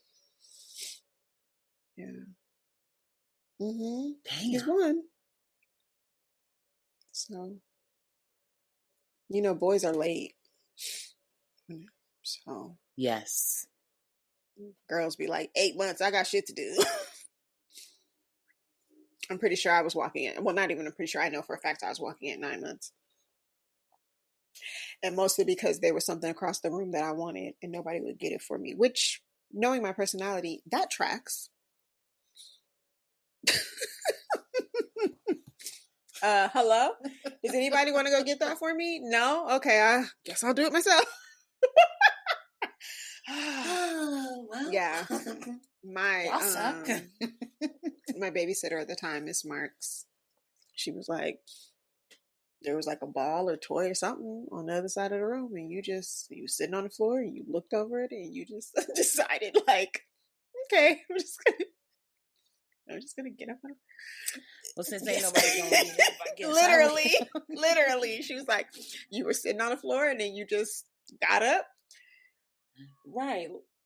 Like, y'all see me looking bored, right? I think I don't have little child glasses to read a book, but which is also, I don't know if I mean, I don't need to tell my whole birth story, but similar to testament to my personality, my mom was in labor for a short amount of time, just in general was in labor for a short amount of time. But by the time like she got to the point where she's like, okay, maybe I can't do this. I want an epidural, and they do all the checks. She said they came and checked, and they're like, oh, we can see her hair. You gotta push now. Yeah. On top of the fact that I came, she was like, okay, and they were like, yeah, no, we can't do that. She's here. On top of the fact that I think I came like 4 or 5 days early, I think. Yeah. So testament to my personality. Yeah, I was early. Wow. Mm-hmm. So you would have been a Cancer. Yeah. Which kind of makes sense because I am a little bit of a crybaby, but no, I had shit to do. I think it's just a Gemini thing. Once we turn 30, we just get feelings. Girl, I be ready. A healthy person cries 4 times a month. Well, I've already cried. No, wait, we're in February. Oh, yeah, no, I cried twice this month. Have I cried already? Yeah. And if y'all can't tell, my nose is stuffy because I cried before we got it recorded. Because She been crying. Again, they're books. They're books. Yeah, I'm good. Shout out to Kennedy Ryan, girl. You did that, baby. You did. You did that. Can't wait for y'all to read Can't Get Enough. Because she did that. I heard it's good, y'all. I heard it's good. I need to read Love Lyric next. It came out on Tuesday. Love Lyric. That's part of the what series is that? Love Lyric. Okay. The Neighbor Favor. And shit, what's the other one? I like the Neighbor Favor is the first sister. So Love Lyric is with the eldest sister. And the Neighbor Favor. Okay, the one that was getting married. No. That was the youngest. The older sister's the older sister's husband passed. The youngest sister is the Neighbor Favor with the books, and then the other one that I cannot think of the name of right now is the middle sister, the one who's like a stylist, the one who's okay. Mm-hmm. Yes, they did the fashion with the whole show. Vegas and the plot. Is it partner plot? Mm-hmm. The partner plot? Is that right? That sounds right. But also, don't take my word for it, because if y'all follow me on any of the things, remember last year when I was like, this whole time I had this book on my Kindle thinking that it was another book, and then I went and bought a book, and the physical one turns out it was the same book. I get both of these books mixed up. So okay. I click-clacked my fingers any other time. I guess I could just do it right now, huh? Okay. Yes, the partner plot. I was right. Whew. Close one. Okay. So 2 of the sisters' books are out. Oh, okay. Yeah, Love Lyric, but you're not that far behind. Love Lyric just came out on Tuesday. It just dropped on Tuesday. Okay. But yeah. Mm-hmm. And Christina's books are they're real short, so you could finish it this weekend. Mm-hmm. And they're fun. So if you see me at a Super Bowl party with a book, mind your business. Let's talk to her. Take her away from that book. I'm just going to talk to you about the book. I have some, I'm like, I just realized, it just like popped into my brain right now. And I'm saying this on the episode, but whatever. I have something to tell all of you at housewarming. I'm so giddy to see your faces when I tell you guys. And I'm also saying it on here because all of y'all listen. Okay. So now you all know that I have something to tell you. I already told Sierra that I am going to tell it at housewarming, and then I told Ruby that I'm going to say it at housewarming. But I have something that I want to tell y'all. And I'm so ecstatic to see your faces when I tell y'all. Because it's so outside of me. And the reason it popped in my head is because you just said, go up to her, talk to her.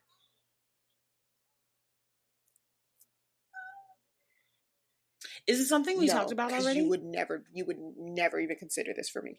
You wouldn't even suggest it for me. Okay. Yeah. Nope. It's not on anybody's radar. At all. Not even under consideration. Okay. I think I know it. We'll see. I'll tell you when we get off air. All right. So I think it's obvious what we are talking about for today, so I don't need to say, girl, what's up with that? We can just start with the elephant in the room. We did do it, Joe. We did it. We did it. And I'm going to be honest with y'all, not even sugarcoating it. Outside of the fact, because I am truly a Beyonce fan, I did cry. I cried. I did too. I cried, and mostly for me, the reason why I cried, and we said this last year, is I think people, the Grammys did it. I think people forget that the people voting for the Grammys, it's basically your coworkers. Your coworkers are telling you that they think your body of work, what you spent time on, is whether it's worthy or not. Good. And so for Beyonce to have gone as many years as she has gone prior to this award ceremony without getting Album of the Year, and that's just number one. But then we know how the Grammys work. So she's sitting in a room full of her peers always. But then she's sitting in a room full of her peers who consistently tell her, we don't think your work is good enough. But then once more and more regular people started to be able to go to Grammys, and we was getting them commercial videos, people recording videos, and people, there's literally a line at her table because she's your favorite celebrity. She's your favorite celebrity's favorite celebrity. So your favorite singer, songwriter, producer who just told her, yeah, I want a picture with you. Oh my God, Beyonce, I love you so much. But they didn't vote for her album. That's why I cried. I always think about the time where they pan the camera to Lizzo and she's like, where's Beyonce? Like, yeah. Or Adele spending her speech talking about how Lemonade changed her life. Yeah. What? Yeah. I mean, wow. To be the most nominated. The person with the most Grammys, most nominated, and never to have album of the year. At this point, as we're recording, she has 99 nominations. That's crazy. 99. And obviously that's between her as a solo artist, her and Destiny's Child, and then her with the Carters, her husband. But like 99 nominations. And for however, I don't even know, when did Dangerous, I'm just saying, why am I saying I don't know? 2006. So from 2006, I am in love with you. She's been sitting in, and let's just say debut album, we'll give it to that. We'll give it. My child is choking on her food. Slow down. Sorry.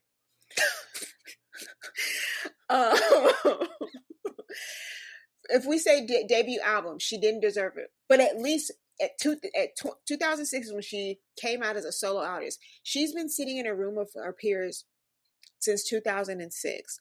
And they've been telling her she's not good enough. But y'all can't. When did Beyonce stop going to the Grammys? Was that 2018? 2017? Somewhere around there? Y'all wonder why why she's not at the Grammys anymore. She's sitting in a room full of her fucking peers, and they keep lining up at her table, coming to see her, standing ovations when she does a performance. Everybody sitting on pins. Oh my God, Beyonce's here. Can't wait to Beyonce. But no. You're right. FMLA, leave of absence. I'm not fucking coming in. Shit. You put it in some terms y'all understand. The fact she won Album of the Year. First Black woman in 17 years to win country album? I thought it was 50. I think you got them backwards. I think 53? You have them back because when did you have them backwards? Because Miss Educational Lauryn Hill was 96, right? So you have Album of the Year is First Black Woman. Yeah, but country, that would be 50. That would have to be 50 years. Yeah. Yeah. That's crazy. Here's the thing that I don't think people know. And I only remembered this because I had to pull the list up because we're going to go through all like winners and stuff. The country category, the full name of the country category is Country and American Roots. Now, we're not going to let y'all, We're not gonna let y'all disrespect us during Black History Month, but we're gonna say what we always say: Black history is American history. The name of the category is, y'all can go look it, go fact check me. You know I don't care about being wrong. The name of the category is Country and American Roots. Wow. Yep.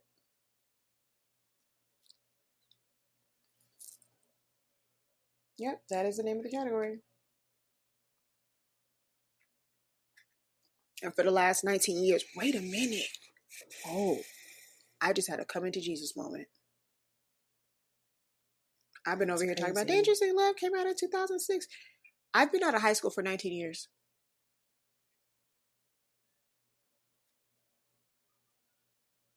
Yeah. Let's go back to what we talked about at the beginning of the episode where my degree and my shit is fucking matching. Anyway, yeah, so let's talk through some of our highlights and some of our wins, personal wins and things that we liked. I think this year confused some of the girls even more in the difference between Record of the Year and Song of the Year, because Record of the Year and Song of the Year, the same song won. Not Like Us. Yes, because Kendrick won both. Kendrick won both. I never want to see Taylor Swift twerking. Although I was really surprised that she has a little bit of a groove. She don't got a good groove, but she does have a groove. She was having a good time. Yeah. She was good and drunk. Taylor Swift having a groove was not on my 2025 bingo. And for those of you, obviously I know I'm speaking in dancer lingo. A groove is like a natural catch of the beat. Like how Black people, we can bop, like the minute a song comes on, we can naturally bop our head. That's a groove. Or like if you like, technically the swag surf is a groove. Like, and when I say swag stuff, I mean at the beginning of the song, like right before the that part, that's a groove. So I was really surprised that she had a groove. Like if she like 5, 6, 7, 8, yeah, okay. Somebody can teach her that. But a groove is literally innate. Like you can't teach it. I was really, couldn't. If someone would have told me that, I'd have been like, yeah, fuck it, right. Not after the videos we saw. Yeah. She was bobbing and she should have been weaving. I don't. Yeah. That was crazy. And that was her on tour. Maybe she had some help over, her break or something. Okay. Pause on Grammys. But speaking of dancing, do you think Ashley Everett is back for real? I think so. She has to be. Okay. Anyway, so Record of the Year was won by Kendrick Lamar, Not Like Us. Do you think, okay, speaking of Kendrick, we also brought up the Super Bowl. Do you think he's going to perform Not Like Us? Do you think Fox, Fox is playing the Super Bowl, right? You think Fox is going to say fuck it and take the L? They can afford it. Because if he plays it, then Drake's just gonna Fox is gonna get pulled into the lawsuit. I think Fox can afford it. They'll be okay. Yeah. Yeah. And it's not. People keep saying like, I don't think he should have got Record of the Year for a diss record. Fuck that. That's what hip hop is. That's the whole point of fucking hip hop.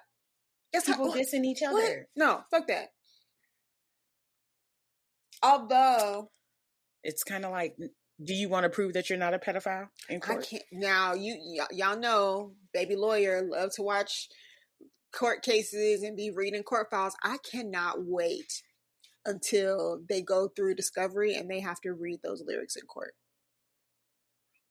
Like, do you think when Kendrick wrote out the lyrics, do you think he wrote do you think A minor just says A minor? Or do you think it says A minor? Do you think he wrote the whole thing out? So you think it's written out? So if it's written out, so fun fact about court, when you are reading through discovery, you have to read exactly what is on the paper.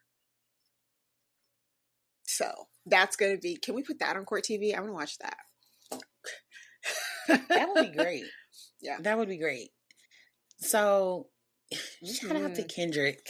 Shout out to the Grammys doing local commercials with local businesses that were affected by the fires. That was a highlight for me. Speaking of the fires, let's just go ahead. We already mentioned that Beyonce won Album of the Year, but the fact that the fire chief was the one who, and I don't know if anybody caught that, but that was the fire chief who presented her with the award. Yes. The woman, you know, DEI is a problem. Chief, that y'all president said something about. I was just speaking of this. I said this morning to my coworkers that once he was elected the first time, I just made the choice for my mental clarity and sanity and peace that I just wasn't going to watch any, like, outside of the State of the Union, because those are important. I just wasn't going to watch like press conferences or anything with him, because there's no point. I can read it on the news, read it on an outlet myself, whatever. But today, I told you how, like, in the car on my way to work, I'll like check out I follow PBS News, and so I'll catch up on any news that happened the day before. So today I was looking at news, and ironically, the story of the Black Hawk helicopter came up, and so they jumped to a clip of Donald Trump, and this man. Listen. You could be, I don't care what side you're on, bipartisan, left, right, center, green, whatever. One thing I know, well, maybe not so much now with the Republicans, but up until now, there was an agreed upon level of respect and decorum that a president had. Like, there was just a level of respect and decorum to the position itself. Like, you respected yourself enough. Yeah, he don't give a fuck. And that's just number one. But then number two, like, the presidency is a job. So, like, the same way you conduct yourself at work, and don't get me wrong, like, we make our work friends and we kiki or whatever, but we also know there's a level of professionalism that happens at your job.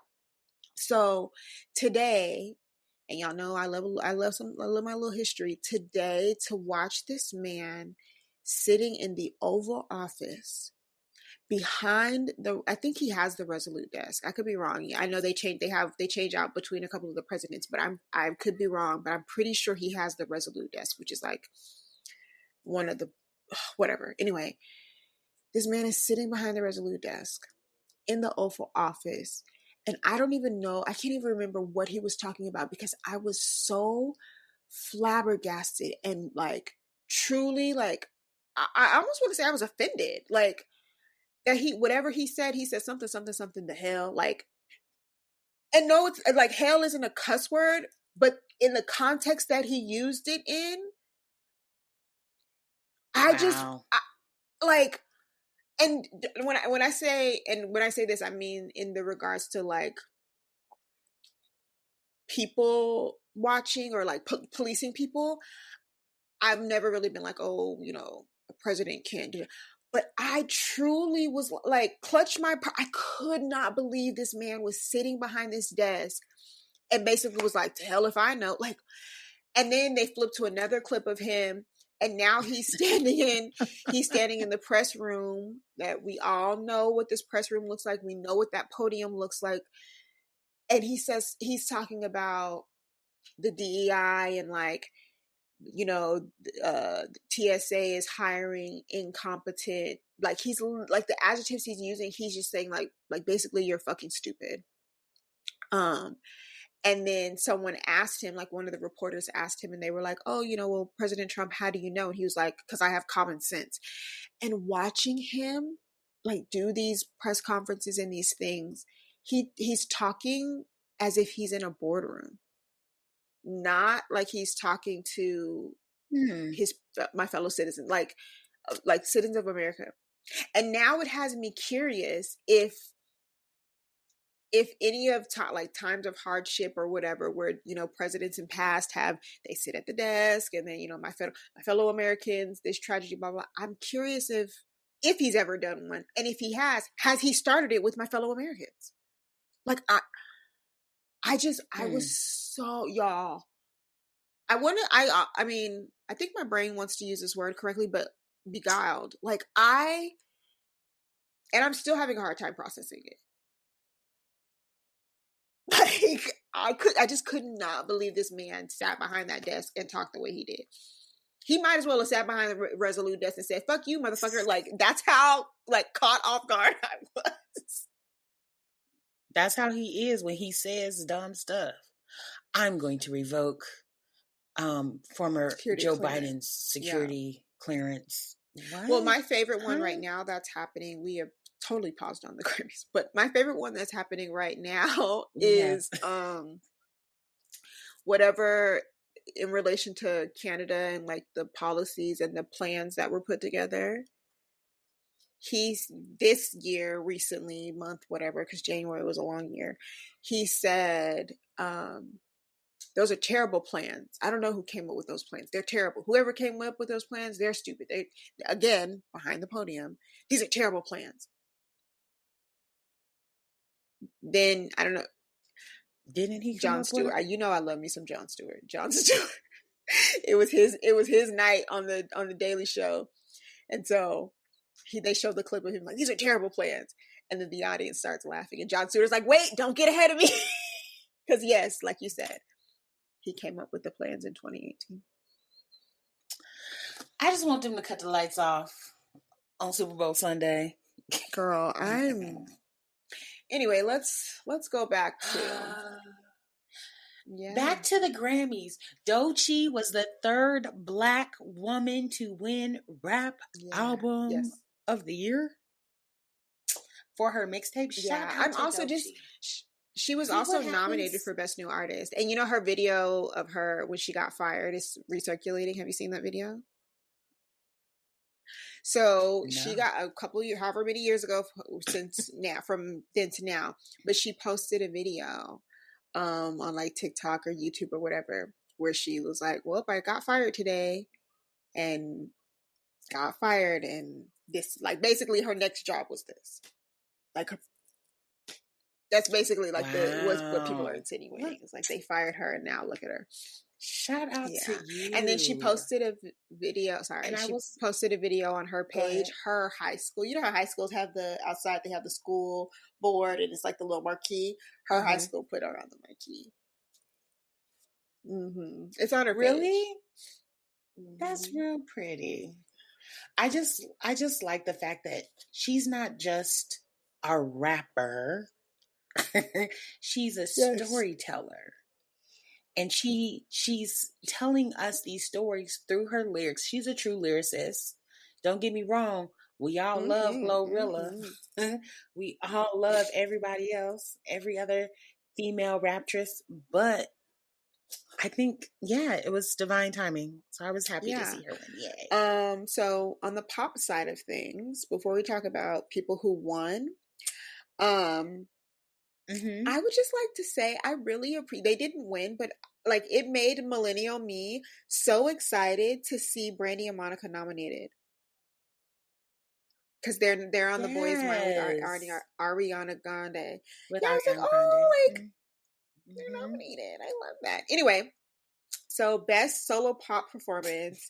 I don't know if I've talked about it on here, but I am a Sabrina Carpenter girl. I am also a Billie Eilish girl, but I'm a Sabrina Carpenter girl. Sabrina has but also she's so like girly cutesy and I love it. Like her performance her performance so campy but also really great. Yes. I love the fact that like she how do I explain it? She very subtly but not subtly like is saying like I'm 25 years old, like what do you expect? I wear lingerie, like I talk about my favorite position, like what do you, the video of her like drinking out of her flask, like I get it, like y'all saw me on Disney Channel, Boy Meets Girl, whatever, but we're far removed from that, honey. Yeah. I would also like to say I don't know if she's a child of destiny, but she is a graduate from the Beyonce School of Media. I don't know. Okay. She said it. She audited Matthew Nose's class. No, oh, not PR. Beyonce performance. Yeah, she is a stellar student in Beyonce performance. Because did you catch on her performance when it was like somebody's getting fired? Yeah, somebody's getting fired. Mm-hmm. Yeah, that's why I said it was so campy. But then also, wait, who's getting fired? What happened? Yeah. So Sabrina Carpenter, she also won Best Pop Vocal Album for the year, which was really fun. Levi's Jeans also was nominated in the pop category, which I think I said this last time.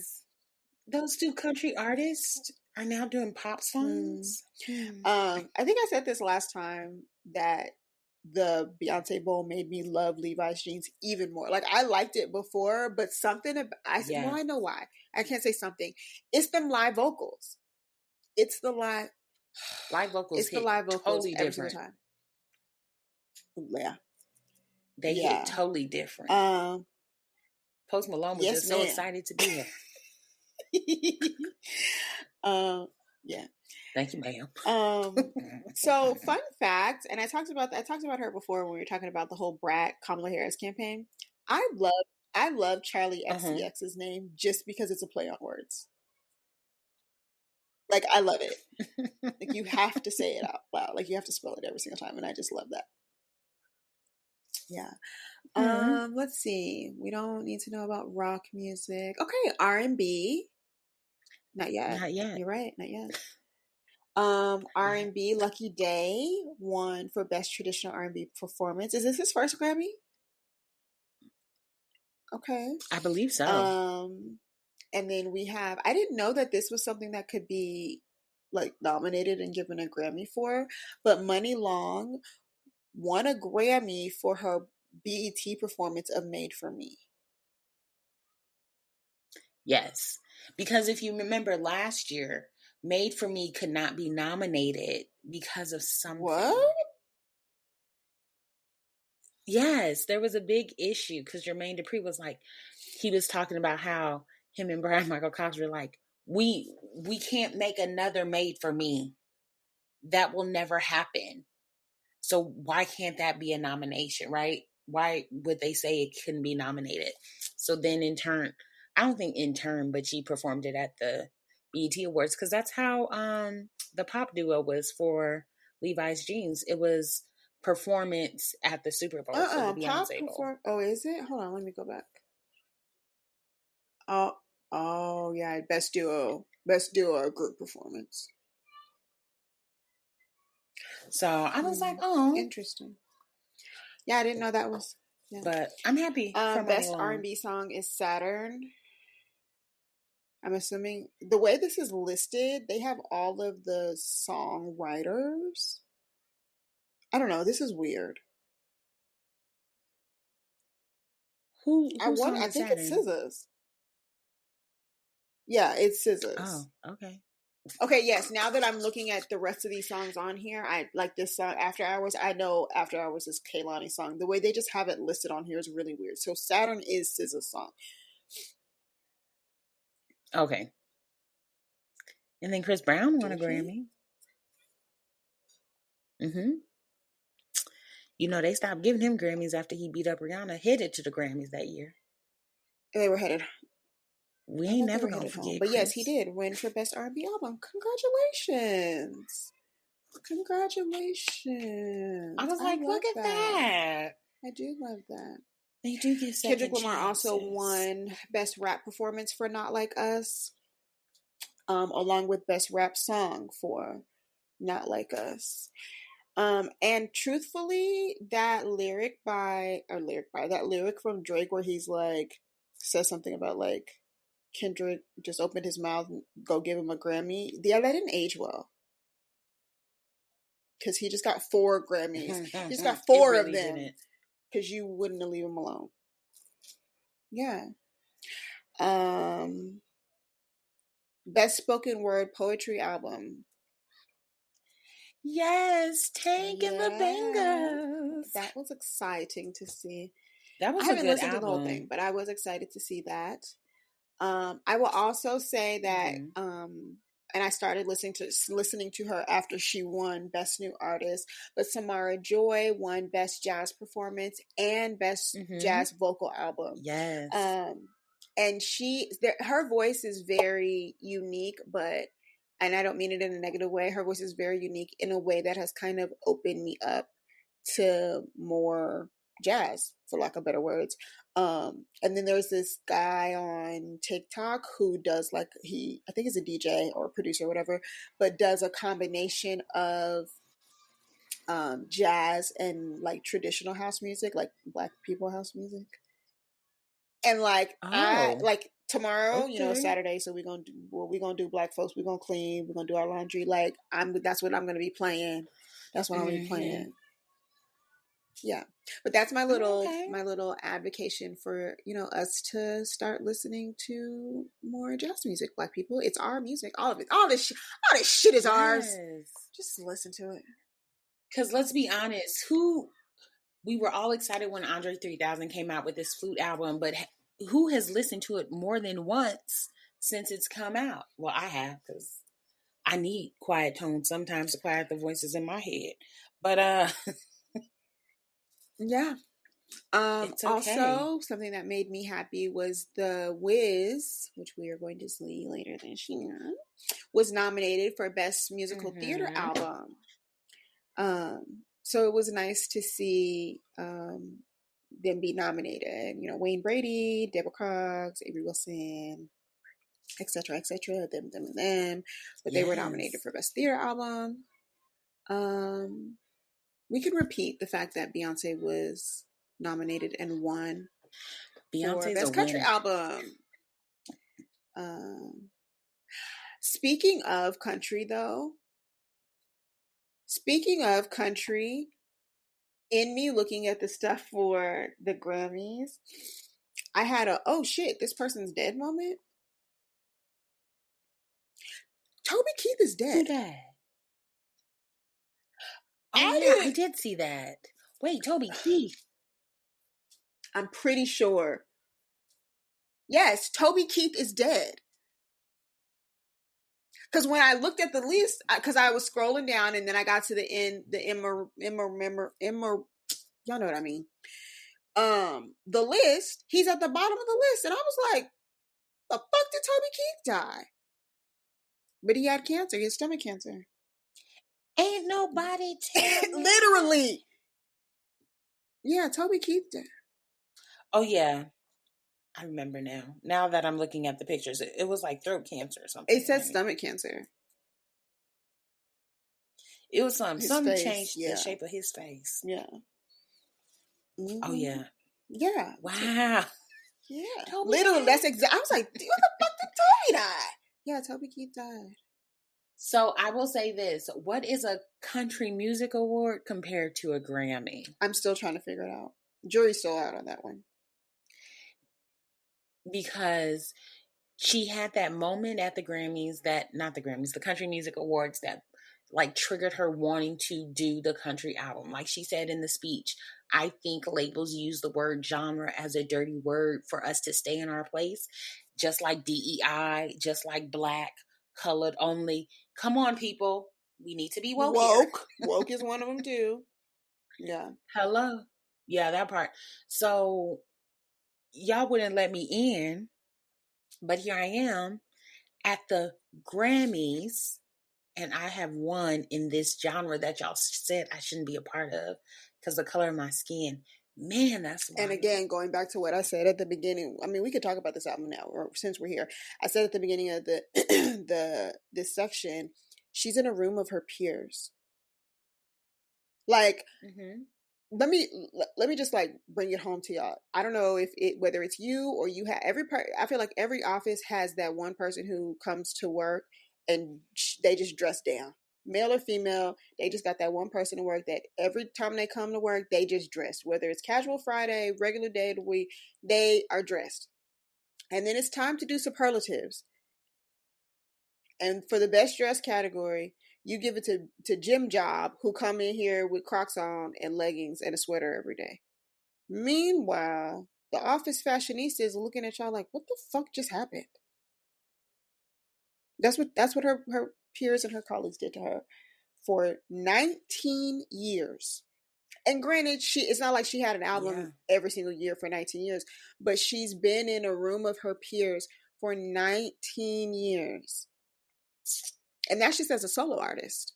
Because let's keep in mind, Destiny's Child they weren't nominated for Album of the Year. They didn't win Album of the Year. So 19 years as a solo artist, sitting in a room full of her peers. Something that I mentioned when Cowboy Carter first came out in regards to winning, and people be like, what does Beyonce do for the culture? So being, as like we just said, what is a Grammy to a CMA? Being recognized from a musical standpoint to achieve a Grammy and have a Grammy is literally the highest accolade that you can have in the music industry. That's not my opinion. That's not me standing on a soapbox. That is a fact. We know that having a Grammy, being recognized by the Grammys, is the highest accolade that you can have. We already know our stance and our feelings in regards to her being the first Black woman in X amount of years to win these awards.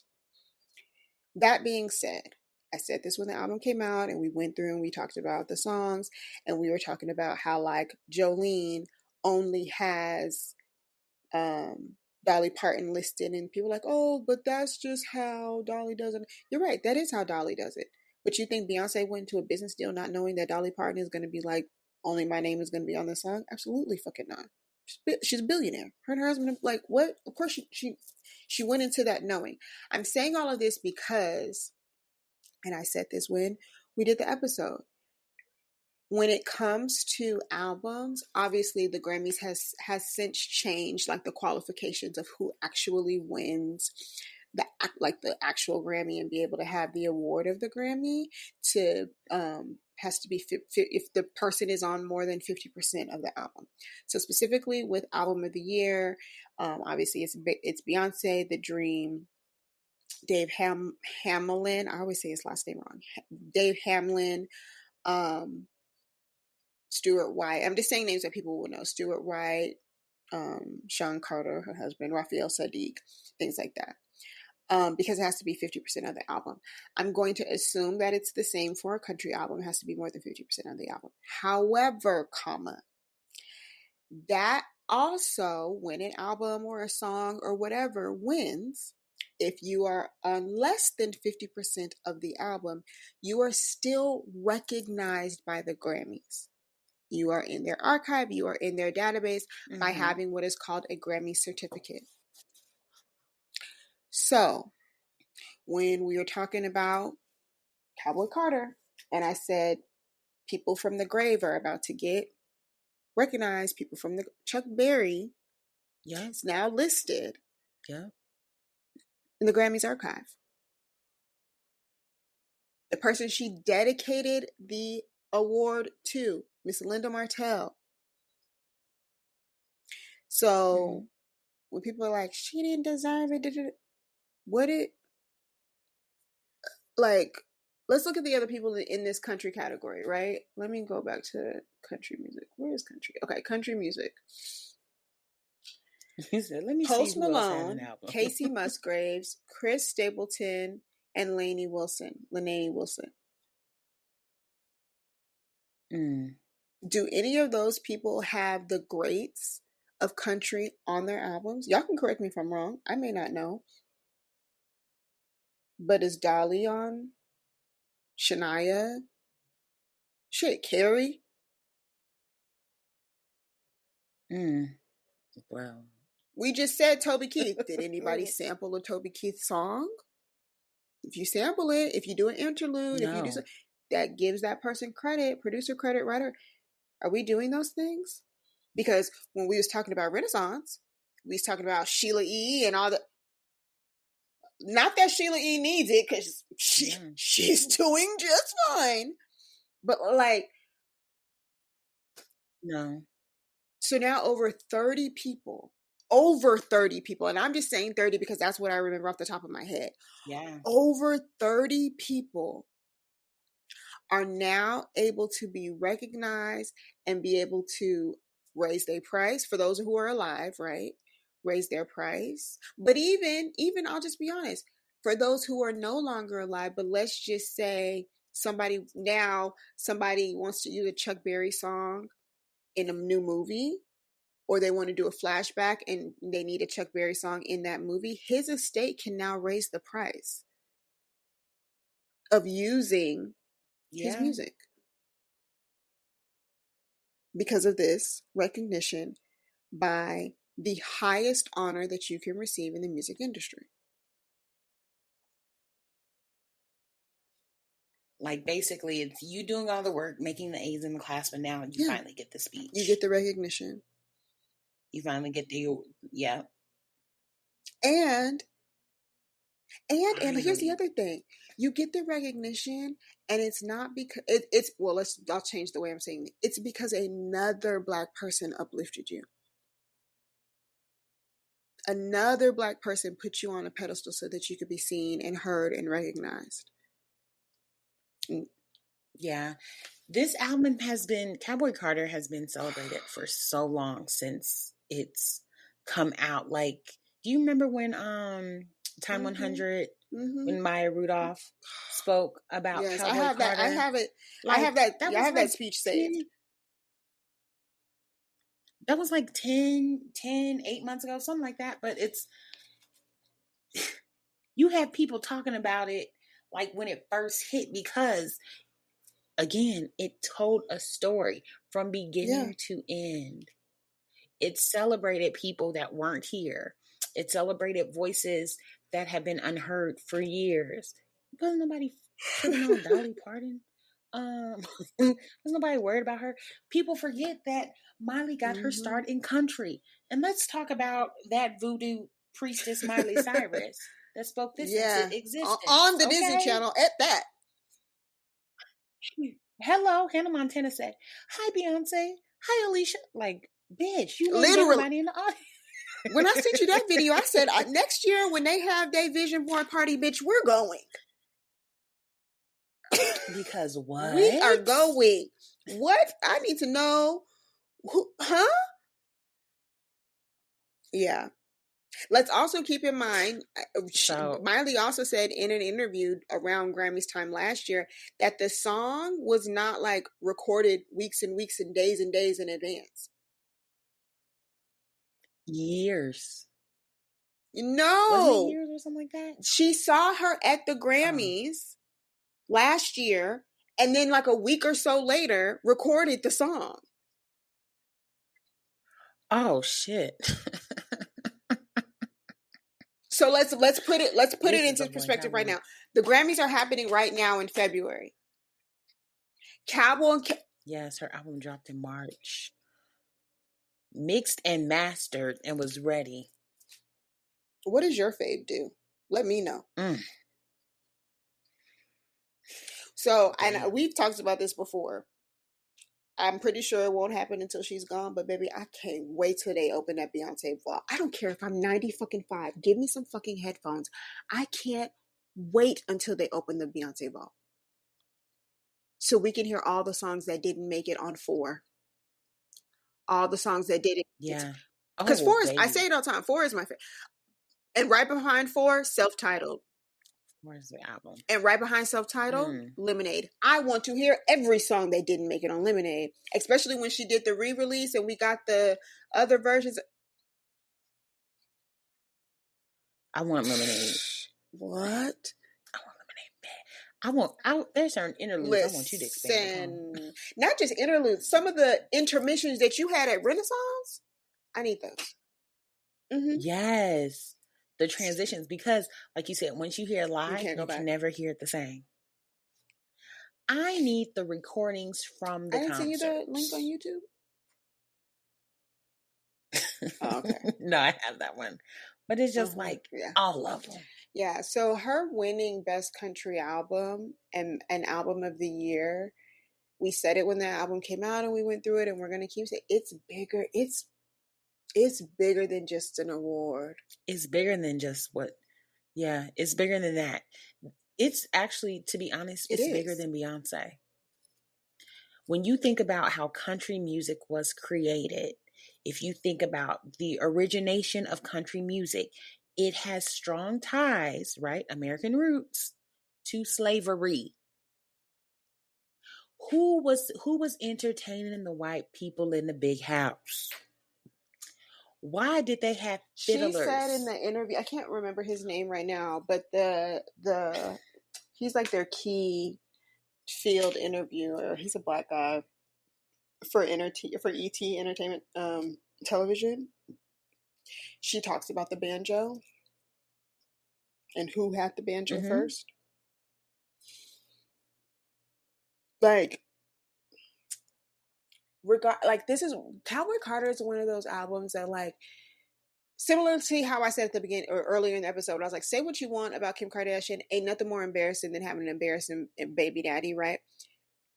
That's taking Kim out of the situation, embarrassing baby daddy, period. That's, nobody wants that, right? So similarly, you cannot like Beyonce, fine, you don't like her, whatever. That does not change the fact that the album of Cowboy Carter is a history lesson. Just because you don't like the teacher doesn't mean it's still not it's still not history worth learning. Yeah. Pay attention to the smoke hour. Right? Like, and again, Willie Nelson, like, has Post Malone, like, yeah. Yeah. Willie Nelson don't even come out to do stuff for Willie Nelson. He doesn't. However, I have, I guess a little bit, not really, because to me, I'm like, that's still country music. But apparently, for those of you who do, I'm going to say do see a difference, but if you want to know how the Grammys categorize it, so Best Country Song, Texas Hold'em, and it was nominated. Best Americana Performance, Yaya, which is interesting to me because in my brain, Yaya is a rock song. But they put it as Americana. So maybe there's an instrument in there that we don't know about that can qualify it for Americana. I'm excited just to see the genre opening up where there's going to be more people of color that are nominated for country albums. Go ahead and we talked about this when the CMAs were happening with the whole Shabuzi thing. This man we couldn't go nowhere in a store, on the TV, in a commercial without hearing y'all wanting a double shot of fucking whiskey. And this man was not, And even now, I mean, and I don't, obviously, it may be a little different, but he wasn't even nominated. Oh, yes, he was. Yes, he was. He was. Best country solo performance. Yes, he was. Okay. Oh, Lord. And even in that, finding out that his stage name is just because people kept saying his name wrong, that pissed me off.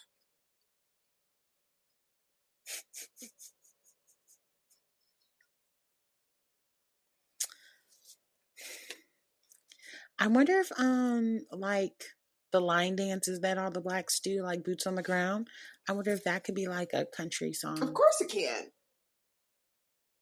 Of the year, or it can. Will it? No. Yeah, will it? No. But I'm just saying, like, country being country, point blank period at the end. She made it very clear. If y'all haven't looked to Creole Banji Bitch, I suggest y'all listen to it, where we dive into the album in its entirety last year. But this award is deserving. There have been many times she's been nominated for Album of the Year where she should have won. Because I'm not taking anything away from Cowboy Carter. I believe this was a wonderful body of work. However, there are other beautiful bodies of work that Beyonce has pushed out that should have Adele was won right. Album of the Year. Lemonade. Lemonade deserved album. Renaissance deserved Album of the Year. Yes. Self-titled. We could go on. because every time she puts paper to pen or she puts voice to a track, it starts. And I mean, her music has progressed over time. She has gotten better. Like she gets better and better every time she comes out with something. So again, what is your fave doing? Yeah. Because I'm not even gonna lie, I did see a great on Wednesday. I did go see Janet Jackson, and even though I was close, and she's a wonderful dancer, she still be whispering when she sings. She is stuck in that falsetto, honey. Yeah. Hello, I said. Can't hear you. Turn the mic up. Shit. You're right. So we're going to talk about this next category. And before we go into this next category, when I looked this up, the first words out of my mouth were, we need to bring back 106 & Park. Like true 106 & Park. We don't need to Gen Z it. We need to bring back 106 & Park for the millennials. And the reason why I'm saying that shit, as a matter of fact, 106 & Park and TRL. And here's why I'm saying that. We'll go to 106 & Park and then we'll get to TRL. The reason why is because those shows, outside of still requiring people to make music videos, those shows also let me know that other people were making music.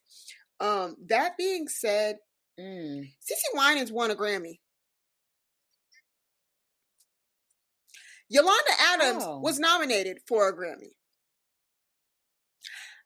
Yeah. But what I'm saying is, if we had 106 & Park, I would have known that had the app that they would have been on the countdown, or they would have been on the couch. And they would have done a video. Yeah, talk about their album. Talking about their album. She actually won 2 Grammys. She won, CeCe Winans won Best Gospel Album, and she won Best Contemporary Christian Music Performance or Song. Because she did that one song with the guy from American Idol. Tasha Cobbs won a Grammy. Like, we need to bring back the things that, you know, made millennials great. Because, and let's be honest, the Grammys has a whole hour of footage that they don't show. Which is crazy to me. Yeah. And that's honestly, Chris Brown was on it. That's not the same Chris Brown. That can't be the same. That cannot be the same Chris Brown on this song. I mean, it could. The boy can sing. Wait, that's not what I want.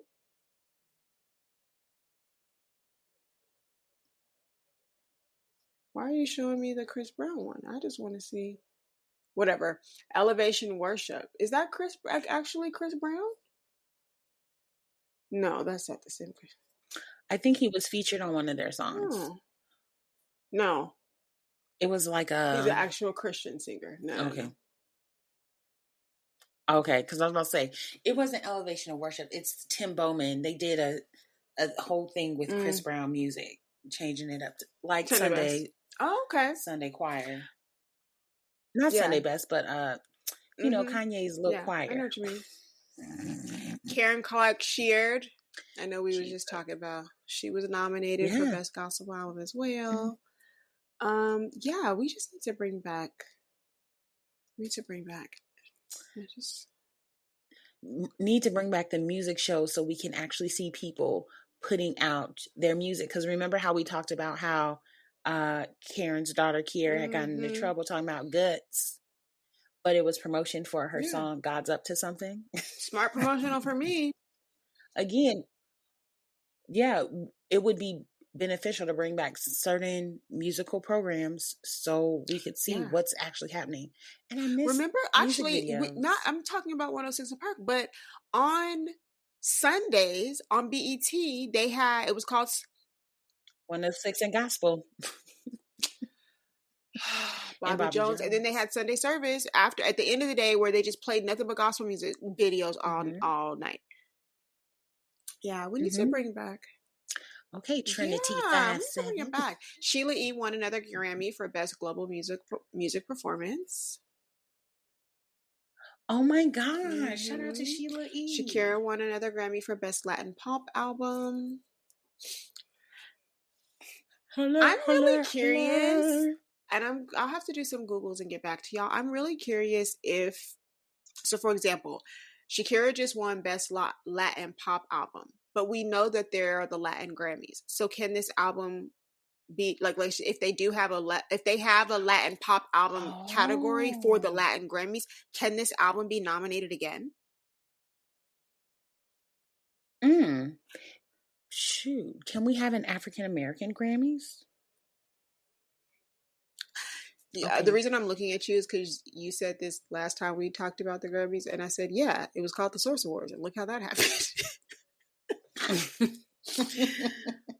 Well, they won't fight. No, I mean, we could.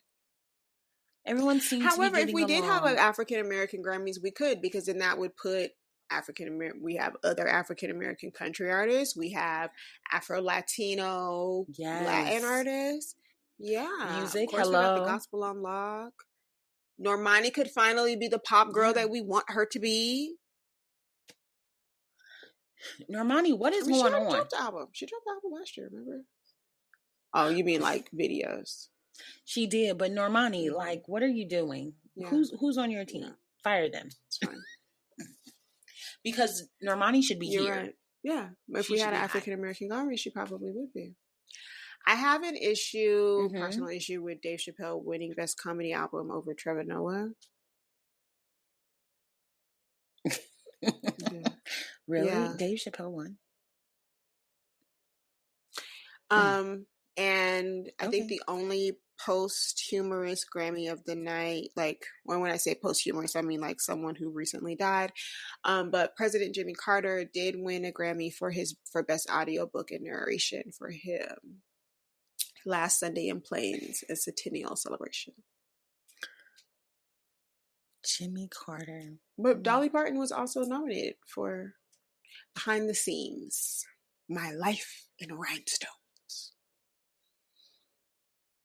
You love a good autobiography. You gonna listen to listen to Dolly? I do. I'll listen to Jimmy before I listen to Dolly. I'm not even gonna lie. I can't do her voice. Like it cracks me up. Something about her voice annoying. Literally giggles me. I feel like she'll be saying "darling" constantly. Maybe.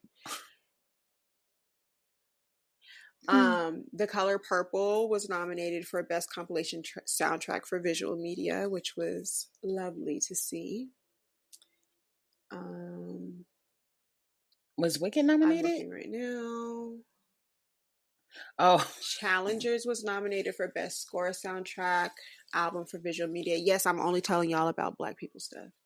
Color Purple was also nominated in that category. American Fiction was also nominated in that category.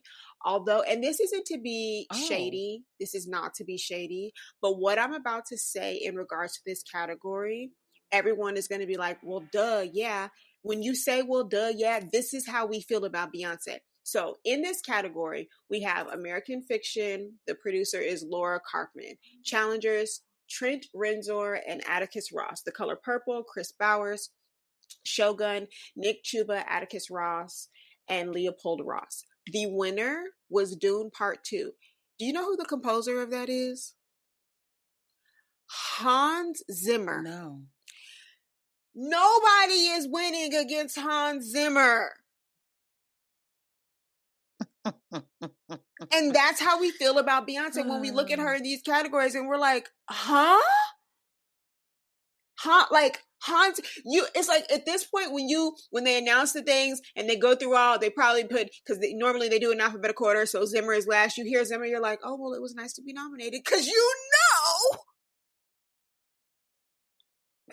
either that, or if you don't win, when people be like, oh my God, I totally didn't expect to win, and Hans Zimmer is in the category, those are the people I didn't expect to win. Because Hans, Yeah, it's great company. Great company. And to answer your question, Kendrick won another one. Off camera. Kendrick won Best Music Video for not he didn't he take all those categories based on what I'm looking at. Yes. In regards to musical theater, I don't see Wicked nominated. Oh, maybe not this year, next year. Maybe Wicked came out because it came out in November. Yeah. I don't see anything for Wicked on here. Because isn't the cutoff in October? I think the cutoff's October. Ooh, sorry, y'all. But yeah, I can honestly say this year, I was really, really happy with the Grammys, and not just because Beyonce won. No man won. It was all the girl, with the exception of Kendrick Lamar. The girls ate down. Yeah, the performances were good. The jokes were funny. Oh, I saw this, but I didn't realize that's what this was. So I did see that Tori Kelly and John Legend had won a Grammy, and Jacob Collier, I don't know who that, but they for Bridge Over Troubled Water. Oh, yeah. So I did see. Okay, Jacob Collier's. Yeah, I'm gonna like listen. him. I was already planning on listening because I love me some Tori Kelly, so I was gonna listen. Yeah, I'm looking at Jacob Collier reminds me of that kid. Have you ever seen Miles the Music Kid? They be playing all the different instruments, singing black songs. That's what Jacob Collier reminds me of. Like musical genius, a lot's going on in his head, so he's creating like. Oh, have you? Dun, dun. Like he did a song. He did a song with who? Kirk Franklin, and he was like, "Okay, tell me how to do it." And then he's like, "Okay." So that reminds me. Have you ever seen the movie August Rush? Yes, I love that movie.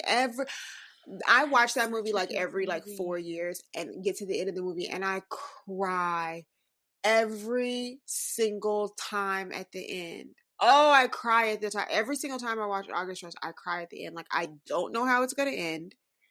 Oh, but yeah, that makes me think of August Rush. I don't know how. I'm a little confused.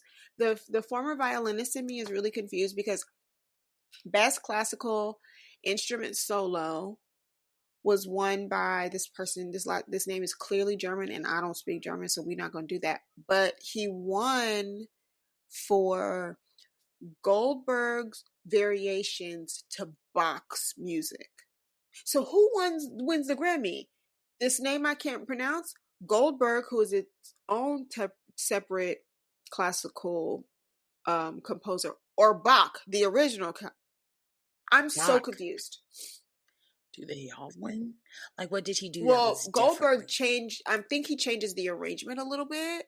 I would have to listen to them. I would have to listen to a Bach song that I know. Yeah. So he just basically did the performance. I'm gonna have to. I mean, I know enough. When I say a Bach song that I know, I mean that my muscle memory kicks in and I know the song so that I could see how it. I'm so intrigued, but also confused.